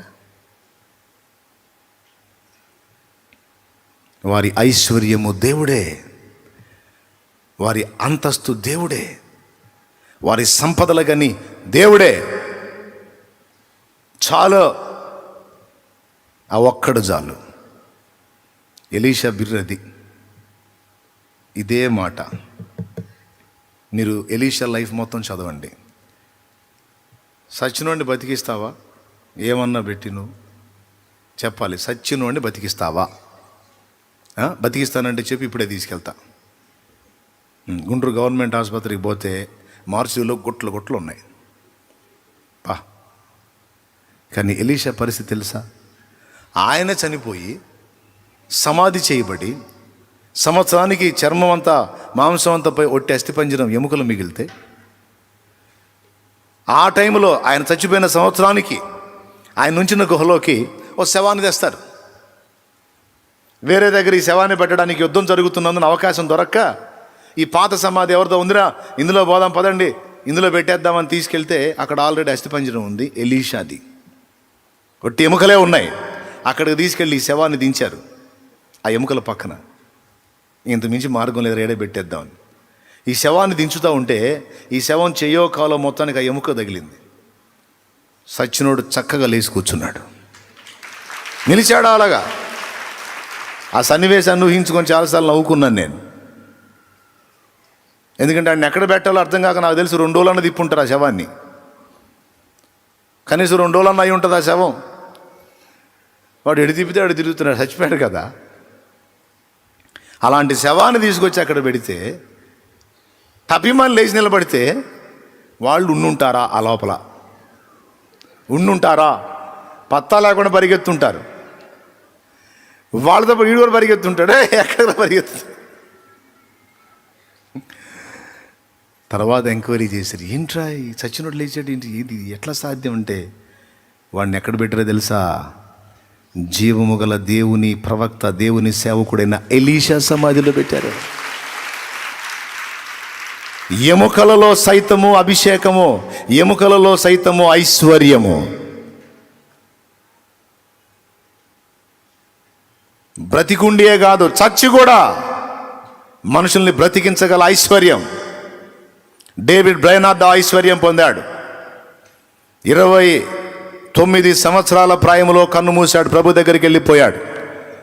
కానీ ఆయన చరిత్ర, ఆయన డైరీ ఎంతోమంది మృత స్థితిలో ఉన్నటువంటి వ్యక్తులను ఆధ్యాత్మికంగా జీవించేటట్టు చేసి వాళ్ళు దేశాలకు వెళ్ళి దేశాలను ప్రభావితం చేయగలిగిన గొప్ప పాత్రలుగా చేసి పడేసింది. డేవిడ్ బ్రైనార్డ్ ఐశ్వర్యం. ఎవరో ఐశ్వర్యం అంటే దేవుడే. అబ్రహామా నీ ఐశ్వర్యం ఎవరంటే నా దేవుడే. ఎలీషా నీ ఐశ్వర్యం ఎవరు? నా దేవుడే. సీమోను, పేతురు నీ ఐశ్వర్యం ఎవరంటే దేవుడే. ఆయన సన్నిధి మన ఐశ్వర్యం, ఆయన సన్నిధి మన ధననిధి. యెహోవా ఆశీర్వాదము ఐశ్వర్యం ఇచ్చును, నరుల కష్టము చేత ఆ ఆశీర్వాదం ఎక్కువ కాదు. ఇక్కడ పాయింట్ ఏంటంటే, పిచ్చోడా, కష్టపడుతున్న ఐశ్వర్యం కోసం, దానికి మించిన ఐశ్వర్యం నేనే. మంటి ఘట్టములలో ఐశ్వర్యం. 2 కొరింథీ 4:7. అయినను ఆ బలాధిక్యము మామూలు అనేది కాక దేవుని అయినట్లు మట్టి ఘట్టములలో ఈ ఐశ్వర్యము మాకు కలదు. ఇది ఇంకొంచెం పైకి కిందకి చదువమ్మా. 6వ వచనం కూడా చదువు. అంధకారములలో నుండి వెలుగు ప్రకాశించునుగా కని పలికిన దేవుడు, అంధకారములో నుండి వెలుగు ప్రకాశించునుగా కాని పలికిన దేవుడు, తన మహిమను గూర్చిన జ్ఞానము యేసుక్రీస్తునందు వెల్లడిపరచుటకు మా హృదయములలో ప్రకాశించెను గనుక మేము మమ్మను గూర్చి ప్రకటించుకొనుట లేదు గాని క్రీస్తు యేసును గూర్చి ఆయన ప్రభు అనియు మమ్మను గూర్చి మేము ఆయన దాసులమనియు పరిచారకులమనియు ప్రకటించుచున్నాము. అయినను ఆ బలాధిక్యము ఆ బలాధిక్యము మామూలమైనది కాక దేవుని అందైనట్లు, దేవుని దై ఉండునట్లు మట్టి ఘట్టములలో ఈ ఐశ్వర్యము మాకు కలదు. అద్దుగో దేవునికి ఇస్తూ. మంటి ఘట్టము అంటే మానవ శరీరం.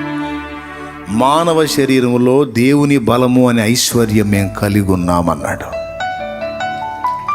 ఒక మాట బాగా వినాలి, సేవ చేసేవాడు కూడా వినాలి ఈ మాటలు. సేవ చేయాలనుకునేవాళ్ళు, సేవ చేసేవాళ్ళు వినాలి. మంటి ఘట్టములలో దేవుని బలమును ఐశ్వర్యం. పౌలుని చూస్తే సరైన బట్ట ఉండదండి. పౌలుకి సరైన పర్సనాలిటీ కూడా ఉండదు. సన్నగా బలహీనుడై ఉపవాసాలు ఉంటా బాగా వీక్ అయి ఉంటాడు. పాపం ఆస్తులు ఏం లేవు. ఆ దబ్బనం ఉంటుంది, డేరాలు కుట్టే దబ్బనం, ఆ దబ్బనం దారం, అదే పాపం ఆయన దగ్గర. అవి వేసుకొని తిరుగుతూ ఉంటాడు. బాగానండి, అవి వేసుకొని తిరిగి ఎక్కడన్నా పని ఉంటే డేరాలు కుడుతూ ఉంటాడు. కుట్టి ఆ డేరా అయిపోయిన తర్వాత వాళ్ళు ఏదన్నా ఆహారానికి ఇస్తే తెచ్చుకొని తిని బతుకుతుంటాడు. ఇది పౌలు జీవిత విధానం.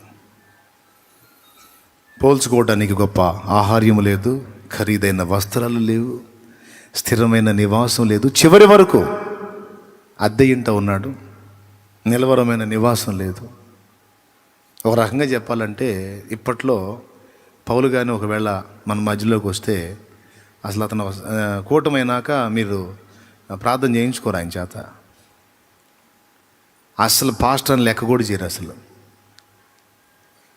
ఆయనకి ఖరీదైన కారు ఉండదు, ఖరీదైన బంగ్లా లేదు, ఖరీదైన సూటు బూటు లేదు, సామాన్యుడు.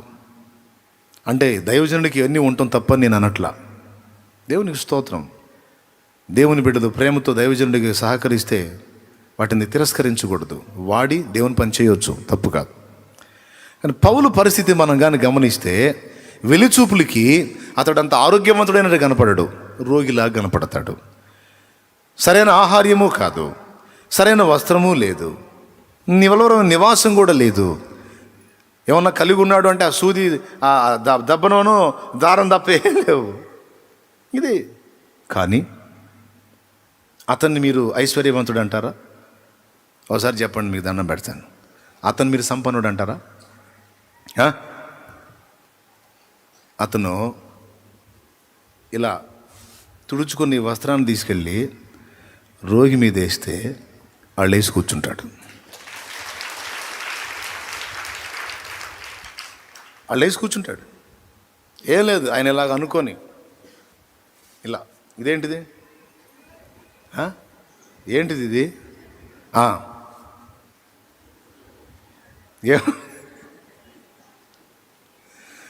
ఏముంటుంది ఇందులో, అది తీసుకెళ్ళి వేస్తే టచ్ చేస్తే మరణ పడకలో నుండి కూడా లేచి కూర్చుంటాడు.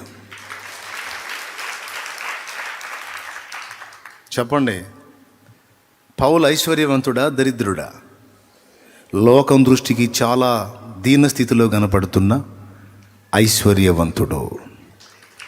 ఏమిటి పౌలు ఐశ్వర్యం అంటే? దేవుడే నడికట్టు తీసుకెళ్ళేస్తే పేషెంట్ మీద లేస్తాడు. పేతురు అయితే డైరెక్ట్గానే చెప్పాడు. శృంగారం అను దేవాలయం దగ్గర పుట్టినది మొదలుకొని కుంటివాడైన మనుషుడు పేతురు యోహానులు ప్రార్థనా స్థలంలోకి ఎక్కి వెళ్ళుచుండగా భిక్షమడుగుటకు వారిపైన లక్ష్యం ఉంచాడు. దేవునికి మహిమ కలుగును గాక. హల్లెలూయా. అప్పుడు పేతురు ఏమన్నాడు? వెండి బంగారంలో నా యొద్ద లేవు అన్నప్పుడు వాడికి ఏం కలిగింది? కూర్చొని అడిగేవాడికి నిరాశ. కానీ వెండి బంగారములు కూడా నీకు చేయలేని పని నేను చేస్తా, నజరేయుడగు యేసు నామములో లే అన్నాడు. పుట్టినది మొదలుకొని కాళ్ళు చచ్చుబడి పనిచేయనటువంటి వాడు దిగ్గున లేచి గంతులు వేస్తూ అరుస్తూ దేవుని మహింపరిచాడు. పేతురే చెప్పాడు, నా దగ్గర ఏదన్నా మీరు పైసలు ఆశిస్తే ఏమీ లేదు, వెండి బంగారాలు నా దగ్గర లేవు. నేను చేపలు పట్టేటప్పుడైతే ఏదన్నా నాణ్యాలు ఉండే నా దగ్గర, చేపలు బట్టి అమ్ముతూ ఉండేవాడిని, పావుల బట్టి ఉండే నా దగ్గర. ఇప్పుడు అవి కూడా ఆ వ్యాపారం కూడా లేదు, చేపల వ్యాపారం కూడా లేదు, ఇటు పక్క నుంచి రూపాయి వచ్చే మార్గం లేదు. ఇక నాకున్న ఐశ్వర్యం నేను కలిగి ఉన్న యేసు నామమున లే అన్నాడు. ఇంకా నేను కలిగి ఉన్న ఐశ్వర్యం అంటూ నాదంటూ సంపద ఏదన్నా ఉందంటే నా యేసయ్యే. ఆయన నామంలో లే అంటే ధనవంతులు కోట్లు ఇచ్చినా కాని కార్యం ఒక దీన సేవకుడైనటువంటి సీమోను పేతురు ద్వారా జరిగింది. ఇది ఐశ్వర్యం. భూ సంబంధమైన ఐశ్వర్యవంతులు మొన్న కరోనా దెబ్బలో చాలామంది జారిపోయారు. అసలు వాళ్ళు మామూలుగా లోకానుసారంగా కరోనా లేకుండా చనిపోతే అమ్మో వాళ్ళని రథంలో పెట్టి భూస్థాపన చేసేవాళ్ళు. గొప్ప గొప్ప బండ్లు కట్టి సిద్ధపరిచి తీసుకెళ్ళి భూస్థాపన చేసేవాడు. కనీసం సొంత వాళ్ళు కూడా వెళ్ళి చూడటానికి వీలు లేకుండా ఒక బ్యాగ్లో ప్యాక్ చేసి తీసుకెళ్ళి కొన్ని శవాలను కలిపి ఒకటే పెద్ద గుంట తీసి సామూహిక ఖననం. దారుణం. భూ సంబంధమైన ఐశ్వర్యం, సంపదలు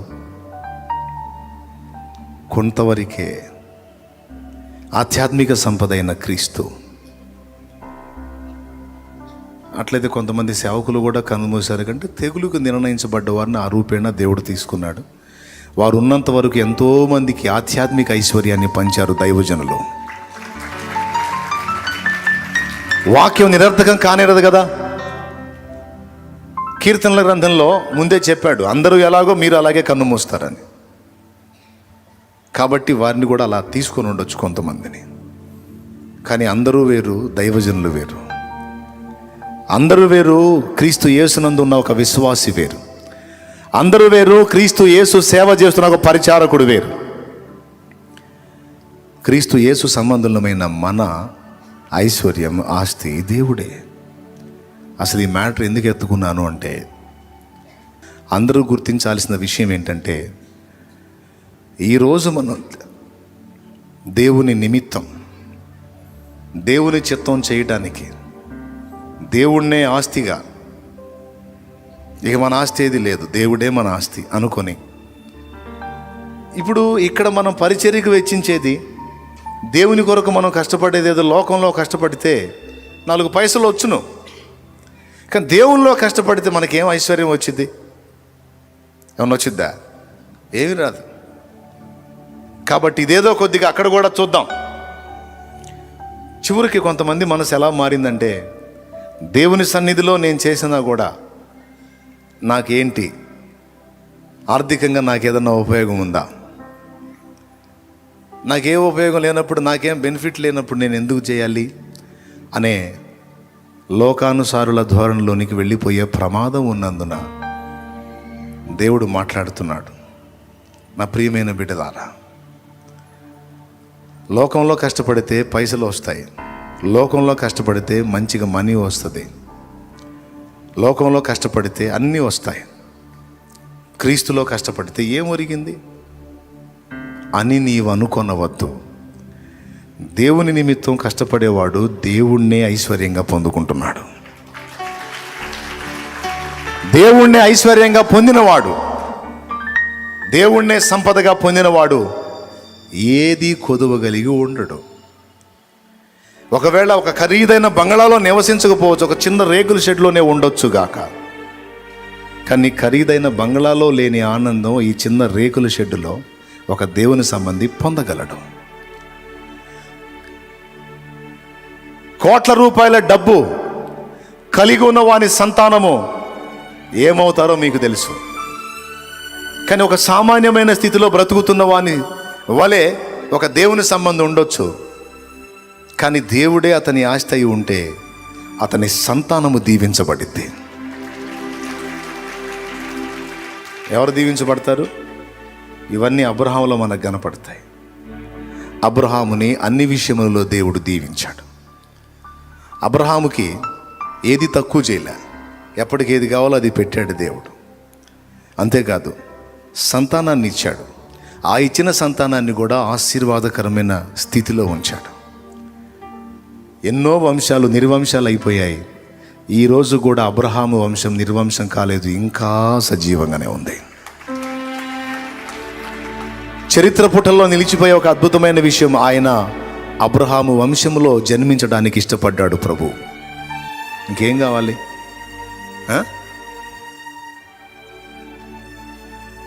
దేవుడు నాకు చాలు, నాకు కావాలి, నా అవసరం ఉంది అంటే నేను దేవుని కోసం కష్టపడుతున్నాను కనుక దేవుడు నాకు అన్యాయం చేయడు. నాకు ఎప్పుడు ఏది కావాలో అది ఆయనే తెప్పిస్తాడు. నాకు ఎప్పుడు ఏది కావాలో అది ఆయనే ఇస్తాడు. ప్రభు నాకు అన్యాయం చేయడు. ఒక భూ సంబంధమైన యజమాని కింద పనిచేసేవాడిని నమ్మకంగా గుర్తుపెట్టుకుని నెలాఖరికి యజమాని జీతం ఇచ్చినప్పుడు, నేను ఈ యజమానిని సైతం నిర్లక్ష్యం చేసి ఆ యజమాని కింద పనిచేసినప్పుడు, మరి నిశ్చయముగా ఆయన నన్ను గుర్తించును కదా, మరి నిశ్చయముగా ఆయన నాకు సహాయం చేయను కదా. నేను చెప్తున్నా, గుర్తుపెట్టుకో. ఈరోజు నువ్వు దేవుని కొరకు వెచ్చిస్తున్నది కావచ్చు, చేస్తున్న త్యాగం కావచ్చు, పడుతున్న ప్రయాస కావచ్చు, చేస్తున్న పరిచర్య కావచ్చు, నువ్వు ఎన్ని రకాలుగా దేవునిలో వాడబడుతున్నావో, ఎన్ని రకాలుగా నువ్వు పరిచర్య చేస్తున్నావో, ఆ పరిచర్య దేవుడు గిఫ్ట్గా నీకు ఇచ్చాడు. అది పొందినందున నీ ఒక ధన్యుడవు, ధన్యురాలివయ్యావు. వేల మంది, లక్షల మంది ఉన్నారు, కానీ నీకు అప్పగించిన పనికి నిన్నే దేవుడు కావాలని కోరుకున్నాడు. ఎందుకంటే ఆ విషయంలో నీవు ఆయనకు యోగ్యం అనిపించావు, నీకు అప్పచెప్పాడు ఆ పని. నువ్వు ప్రార్థన బృందాన్ని నడిపిస్తున్నావో, లేకపోతే ప్రకటిస్తున్నావో, లేకపోతే పాడి ఆరాధిస్తున్నావో, ప్రజల మధ్యలోకి వెళ్ళి చిన్న చిన్న కుటుంబ ప్రార్థనలు 10 మంది స్త్రీలు కలిసి కూడుకొని అక్కడ నువ్వు ప్రకటిస్తున్నావో, ప్రార్థిస్తున్నావో, పాడుతున్నావో, ఆరాధిస్తున్నావో, నీ పని, నీ సంపాదనను కూడా నిర్లక్ష్యం చేసి ఆత్మల సంపాదన కొరకు వెళ్ళి ప్రకటిస్తున్నావో, సువార్త పుస్తకాలు పంచుతున్నావో, లేకపోతే మందిరంలో ఉండి ఆదివారపు ఆరాధనలకు సంబంధించినటువంటి పరిచర్యలన్నీ నువ్వు చేస్తున్నావో, నేను చెప్తున్నా, దేవుని నామము కొరకు, ఆయన మహిమ కొరకు, ఆత్మల రక్షణ కొరకు, ప్రభు చిత్తం నెరవేర్చడం కోసం నువ్వు చేసే ఈ పని, పరిచర్య నీ ఒక్క వ్యక్తితో ఆగిపోదు. నీ బిడ్డ తరం ఆశీర్వాదం, నీ బిడ్డ తరం దీవెన. హలో, స్తోత్రం చెప్పు, గట్టిగా చెప్పు. ఆధ్యాత్మిక సంపదల గని యేసు, ఆయనను ప్రేమించావు, ఆయన చాలు అనుకున్నావు, ఆయన కోసం అని కష్టపడుతున్నావు. దాన్ని పోగొట్టుకోవద్దు అని చెప్తున్నాను నేను. దాన్ని నిర్లక్ష్యం చేయొద్దు అని చెప్తున్నాను నేను. దాన్ని నువ్వు తృణీకరించి భౌతిక సంపాదన కోసం వెంపర్లాడొద్దు అని చెప్తున్నాను. నువ్వు ఒకవేళ కష్టపడి కుప్పేస్తావేమో, అనుభవించాలంటే ఆయన ఆశీర్వాదం కావాలి. ఒకవేళ నువ్వు అట్లా కుప్పేయకపోయినా ఆయనని నీ ఆస్తిగా నువ్వు పొందగలిగితే నీకేది తక్కువ కాకుండా ఆయన చూసుకుంటా. ఎలీషా గొప్ప, నయమాను గొప్ప? తొందరగా చెప్పండి. కొంచెం సౌండ్ బాబు నాకు. ఎలీషా గొప్ప, నయమాను గొప్ప? పెద్దగా చెప్పాలి, చూసే చూపులకి. ఎలీషా దగ్గర ఏమి లేదు, నయమాను ఆస్తులు తీసుకొచ్చాడు, బహుమానాలు తీసుకొచ్చాడు. వెలి చూపులకి ఎవరు గొప్ప? మరి అన్ని సంపదలు కలిగినోడు, అంత సమృద్ధి కలిగినోడు, అంత పెద్ద ఉద్యోగస్తుడు దగ్గరికి ఎలీషా పోవాలా, ఎలీషా దగ్గరికి అతడు రావాలా? రివర్స్. ఇప్పుడు కొట్టరు. ఎవరి దగ్గరికి ఎవరు పోవాలి? ఎవరి దగ్గరికి ఎవరు పోవాలి? గొప్ప అధికారి ఆయన, సంపదలు కలిగినోడు ఆయన, ఏమి లేనోడు ఎలీషా. పోతే ఈయన పోయి దర్శించాలి ఆయన్ని. చిత్రం. ఈయనవాడు అంతటి వాడు కూడా ఆయన దగ్గరికి రావాల్సిందే. అది ఎలీషా అంటే. ఎందుకని? అతనికి అన్నీ ఉన్నా, జాబ్ ఉంది, పైసలు ఉన్నాయి, దాసదాసి జనాంగం ఉంది, మంచి హోదా ఉంది, రాజ్యంలో మంచి పొజిషన్ ఉంది. ఎన్నున్నా ఒకటి లేదు. ఆ ఒకటి లేనిది ఏదో ఎలీషా దగ్గర దొరికిద్ది. టచ్ కూడా చేయలే, మళ్ళా ఖర్చీఫ్ కూడా వేయలే ఆయన మీద. కనీసం గదిలోంచి బయటికి కూడా రాలా, లోపలే ఉన్నాడు. పోయి చెప్పాడు, ఆయన ఎవరో వచ్చాడండి, మంది మార్బలం సిబ్బందిని వేసుకొని వచ్చాడు, ఏదో పైసలు కూడా గట్టిగానే తెచ్చినట్టున్నాడు, ఏదో వెండి బంగారాలు బాగానే తెచ్చాడు సార్, మీకోసమే వచ్చినట్టున్నాడు, పెద్ద ఆఫీసర్ అనుకుంటాను సార్, సిరియా నుంచి వచ్చాడు సార్. ఎలీషా, అవునా,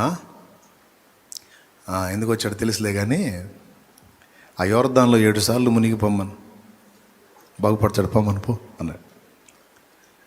నాకు తెలిసి పోయినోడు అడుగుంటాడు, సార్ మీకోసం చూస్తున్నాడు. కొంతమంది నా దగ్గరికి వస్తారు, మీకోసం వచ్చారంటన్నా, బాప్తిజం వాళ్ళు ఇస్తారులే తీసుకోమనంటే, ఆహా మీరు ఇవ్వాలంట. నవ్వుకుంటాను నేను. నాకు తెలిసి ఎలీషా కూడా అట్నే చెప్పు ఉండొచ్చు, సార్ మామూలుగా రాలేదు సార్, ఏదో పెద్ద ఆఫీసర్ లాగా ఉన్నాడు, హడావుడికి వచ్చాడు సార్. చెప్పింది చేయవా పో, పెద్ద ఆఫీసర్లే చిన్న ఆఫీసర్లే పో, సోదిపో. చెప్పిన పని చేస్తే చేయమని, లేకపోతే సర్దుకోమనుపా. ఏం మిడివేలం, ఏమి నడమంత్రం, ఇదేం పెడద్దరం. అది ఇంటి ముందుకు వచ్చిన మనిషిని కనీసం గౌరవించాలా లేదా? ఏంలే, ఎందుకు వచ్చాడో నాకు తెలుసు, చెప్పిన పని చేయమని. మండిపోయాయి. ఎవరికి? నయమానుకి. బుస్సుమని వెనక్కి తిరిగాడు. పనోడు చెప్పాడు, నువ్వు అధికారి అయితే ఏవు కానీ పేషెంట్ అని మర్చిపోవాకు, ఓవర్ యాక్షన్ చేయవాకు. నువ్వు నీకు ఉంటే ఉండొచ్చు, అవన్నీ ఇక్కడ జల్లవు. ఎందుకంటే ఆయన ఉండే నివాసం నీకు చీపుగా ఉండొచ్చు, ఆయన దగ్గర ఉన్న వాతావరణం నీకు తేలిగ్గా ఉండొచ్చు. కానీ అతని దగ్గర సృష్టికర్త కూర్చొని ఉన్నాడు. సృష్టికర్త కూర్చొని ఉన్నాడు. ఏం చెప్పాడు? యొర్దాన్లో 7 సార్లు మునగమన్నాడు. మునిగి శుద్ధుడు గమ్మన్నాడు. మా ఊర్లో నదులు లేవా? మా ఊర్లో వాగులు లేవా? మా ఊర్లో కాలువలు లేవా? మరి మీ ఊర్లో అన్నీ ఉంటే ఎక్కడికి ఎందుకు వచ్చా? మీ ఊర్లో కూడా రోగాలు తగ్గించేవాళ్ళు ఉన్నారు, పోకూడదు. ఎవడి వల్ల కాకనే ఇక్కడికి వచ్చా? దైవజనుడు ఏది చెబితే అది నోరు మూసుకొని చేయాలి. నువ్వు మళ్ళీ ఇంకా నీ సొంత పెత్తనాలు ఏంది? అంతేనంటావా? మరి అంతకాకేముంది, సరే పోతాలే, తిప్పరా రథం. ఎక్కడికి సార్? యొర్దానికి బా. పోయి యొర్దాన్లో ఎరా దిగుతున్నా, దిగు సార్. 1 2 3 4 5 6 ఎరా. ఇంకొకటి ఉంది, 7 మునిగి లేచాడు. అన్ని సంవత్సరాలు అతన్ని పీడించిన కుష్ఠరోగం ఆ క్షణంలో ఇక లేదు. అది మంటి ఘటములో ఐశ్వర్యాన్ని కలిగి ఉన్న దైవజనుడు ఎలీషా. లోకం మెచ్చి లోకం గొప్పగా అనుకునే సిరి సంపదలు, గెటప్, ఆహార్యాలు, హడావుళ్ళు, ఐశ్వర్యాలు ఏమీ కనబడింది ఒక సామాన్యమైన వ్యక్తి. కానీ దేవుణ్ణి తన యందు కలిగి ఉన్నాడు, తన యొద్ద కలిగి ఉన్నాడు. చెప్పండి, ఎవరెవరి దగ్గరికి వెళ్ళాలి? ఎవరెవరి దగ్గర యాచించాలి? నిన్ను అలా చేస్తాడు దేవుడు. ఈరోజు సంపన్నులు నేను దరిద్ర స్థితిలో ఉన్నాను, సో వాళ్ళు పైకి వెళ్ళిపోయారు, వీళ్ళు పైకి వెళ్ళిపోయారు, నేను దరిద్ర కొట్టే స్థితిలో ఉన్నాను. అరే, వాళ్ళు కలిగి లేనిది నువ్వు కలిగి ఉన్నది ఒకటి ఉంది, అది దేవుడే. దేవుడే. ఆయన నీ దగ్గర నువ్వు కలిగి ఉంటే, ఆయనతో నువ్వు ఉంటే, ఎవడైనా నీ దగ్గర రావాల్సిందే కానీ నిన్ను వెళ్ళి దేహి అననీయుడు. గుర్తుపెట్టుకో. పద్దాకలు పిచ్చి పిచ్చి ఆలోచన చేయవాలి. చెప్పు, ఎవరుంటే? ఆయన నీ దగ్గర ఉంటే, నువ్వు మొనగాడు అనుకున్నాడు కూడా ఏదో ఒకనాడు నీ దగ్గరకు వచ్చి చేయి చాపాల్సిందే. నిన్ను పోయి ఎవరి దగ్గర భిక్షం ఎత్తనివ్వడు ఆయన. ఎత్తనివ్వడో. నువ్వు దేనికోసం తిప్పలు పడుతున్నా? యెహోవా ఆశీర్వాదం యేసయ్య, దేవుడే. ఐశ్వర్యం, ఆయన ఇచ్చే ఐశ్వర్యం, సంపదలు కానీ దేవుడే. ఆ ఒక్కడిని నీ యందు నువ్వు కలిగి ఉంటే నీకేదీ తక్కువ లేదు. ఇక నువ్వు కష్టపడుతున్నావు ఏదో సంపాదించాలని, వేకుని లేచి చాలా రాత్రి అయిన తర్వాత పండుకొనుచు చేతుల కష్టాజీతమైన ఆహారము తినుచు నుండుట వ్యర్థమే. ఆ తర్వాత చూడు, తన ప్రియులు నిద్రించుచుండగా ఆయన వారికి ఇస్తున్నాడు అన్నాడు. కాబట్టి ఈ రహస్యాన్ని గుర్తుపట్టారు కనుకనే వారు అన్నిటికంటే అందరికంటే దేవునికి ఎక్కువ ప్రయారిటీ ఇచ్చి, ఆయన ఒక్కడుంటే చాలు, ఇక ఏదైనా నాకు ఎదురు లేదని గట్టిగా దేవుణ్ణి హత్తుకున్నారు, పెనవేసుకున్నారు. దేవునితో తమ హృదయాన్ని పెనవేసుకున్నారు. అందుకే నేను ఇందాక చెప్పిన వ్యక్తులంతా ఘనులయ్యారు. వెండి బంగారాలు నా దగ్గర లేవన్న సీమోను పేతురు రోడ్డు మీద నడుచుకుంటూ వెళ్తుంటే ఆయన నీడబడాలని, ఆయన నీడ కోసం జనాలు క్యూ కట్టేవాళ్ళు. ఆయన పట్టించుకునేవాడు కాదు, ఆయన వెళ్తూ ఉండేవాడు. ఆ నీడబడి వీళ్ళు బాగుపడేవాళ్ళు. ఏమి ఐశ్వర్యం రా నాయన అది! ఎవరి దగ్గర దొరికింది అది? చెప్పు. భూ సంబంధమైన కుప్పలు తెప్పలు పైసలు కావాలా, ఘనత కావాలా, డాబు దర్పాలు కావాలా, వెండి బంగారాలు కావాలా, ఏసై కావాలా? చెప్పా. ఇంక అయిపోయింది, ఇక్కడ ఓపిక అయిపోయింది, కూటం కూడా అయిపోయింది. మళ్ళా పోయి ఛార్జింగ్ ఎక్కించుకొని రావాలి. చెప్పండి, ఐశ్వర్యం కావాలా, ఏసై కావాలా? అప్పుడు మరి మీకు ఐశ్వర్యం వద్దని ప్రార్థన చేస్తా.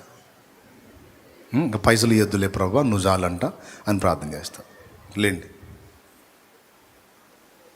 ఓకే ప్రభా నువ్వే కావాలంట, ఇంకా ఈ డబ్బులు వద్దంట, ఇంకే పైసలు వద్దులే ప్రభా మా బిడ్డలకి, నువ్వు చాలు ప్రభా.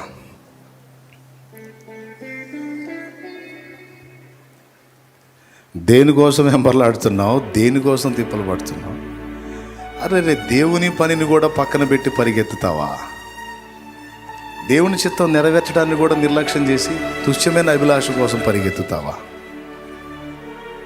సరిచేయబడాలి. దేవుడు నీకు ఇచ్చిన ఆధిక్యత కోల్పోవాకు. నువ్వు ఒకవేళ దేవుని పని నిర్లక్ష్యం చేస్తే దేవుని పని ఆగిపోయింది అనుకుంటున్నావేమో. మీ తాతయ్యలు 14 మంది. ఆగదు పనే, కానీ నువ్వు పోగొట్టుకుంటావు ధన్యత. దేవుడే నీ ఆస్తిగా నువ్వు ఉండాలి. నీ కన్న బిడ్డలకు సైతం దేవుడినే ఆస్తిగా ఇవ్వు. నా పిల్లలకి ఎప్పుడో చెప్పాను, నా బిడ్డలకి ఇద్దరికి మగ పిల్లల్ని ఇచ్చాడు దేవుడు. వెండి బంగారాలు నేను మీకు ఇవ్వను. వాళ్ళు తింటున్నప్పుడు కూడా చెప్తాను, వాళ్ళు ఖరీదైన వస్త్రాలు లేకపోతే ఖరీదైన జీవిత విధానం, విలాసవంతమైన బ్రతుకును ఆశించకుండా ముందే చెప్పుకుంటా వచ్చా. మా చేతికి ఏదన్నా పైసలు వచ్చింది అంటే అది దీనులైన బిడ్డలది, వారి కష్టార్జితం. అది వారి కొరకు, వారి అక్కర కొరకు, వారి క్షేమం కొరకు, వారి ఆత్మీయత కొరకు, ఆత్మల రక్షణ కొరకే వాడబడాలి. ఇది గుర్తుపెట్టుకోండి నా బిడ్డలారా. ఒక తండ్రిగా నేను మీకు ఇచ్చే ఐశ్వర్యం లోకంలోని తండ్రుల వంటిది కాదు. నేను మీకు ఇచ్చే ఐశ్వర్యం ఒక వ్యక్తి, ఆయన నా ప్రభు, నా యేసయ్య. ఆయన్నేరా నేను మీకు ఇచ్చే ఆస్తి, ఆయనే నేను మీకు ఇచ్చే ఐశ్వర్యం, ఆయనే నేను మీకు ఇచ్చే అంతస్తు, ఆయనే నేను మీకు ఇచ్చే హోదా. నేను కలిగి ఉన్నది ఆయన్నే. నాదంటూ ఏదన్నా ఉందంటే నా యేసయ్యే. నేను మీకు ఇచ్చేది కూడా అదే. నాకు తెలుసు నా పిల్లల్ని దేవుడు దరిద్రులుగా ఉంచడు. నాకు తెలుసు నా పిల్లల్ని దేవుడు ఒకడికి చేయి జాపే స్థితిలో ఉంచడు. ఎందుకంటే నన్ను ఉంచలా నా బిడ్డల్ని ఉంచడు. నిన్ను ఉంచలా నీ సంతానాన్ని ఉంచడు. ఒక దీనురాలు తనకున్నది దేవుని కొరకు అలాగా అప్పగించుకొని అప్పటి నుంచి ఇప్పటిదాకా దేవుని మార్గంలో ప్రయాణం చేస్తూ ఉంటాయి. అన్నీ ఉన్న వాళ్ళు నెరవేర్చుకోలేని విధంగా తన జీవితంలో తన కార్యాలన్నీ దేవుడు సాధించి పెట్టి ఈరోజు తనకి ఎంతో విడుదల ఇచ్చాడు, ఫ్రీడమ్ ఇచ్చాడు. నీ విషయంలో ఎందుకు చేయడు దేవుడు? కాబట్టి ఇకనైనా నీ మనసు మార్చుకో, మారు మనసు పొందు.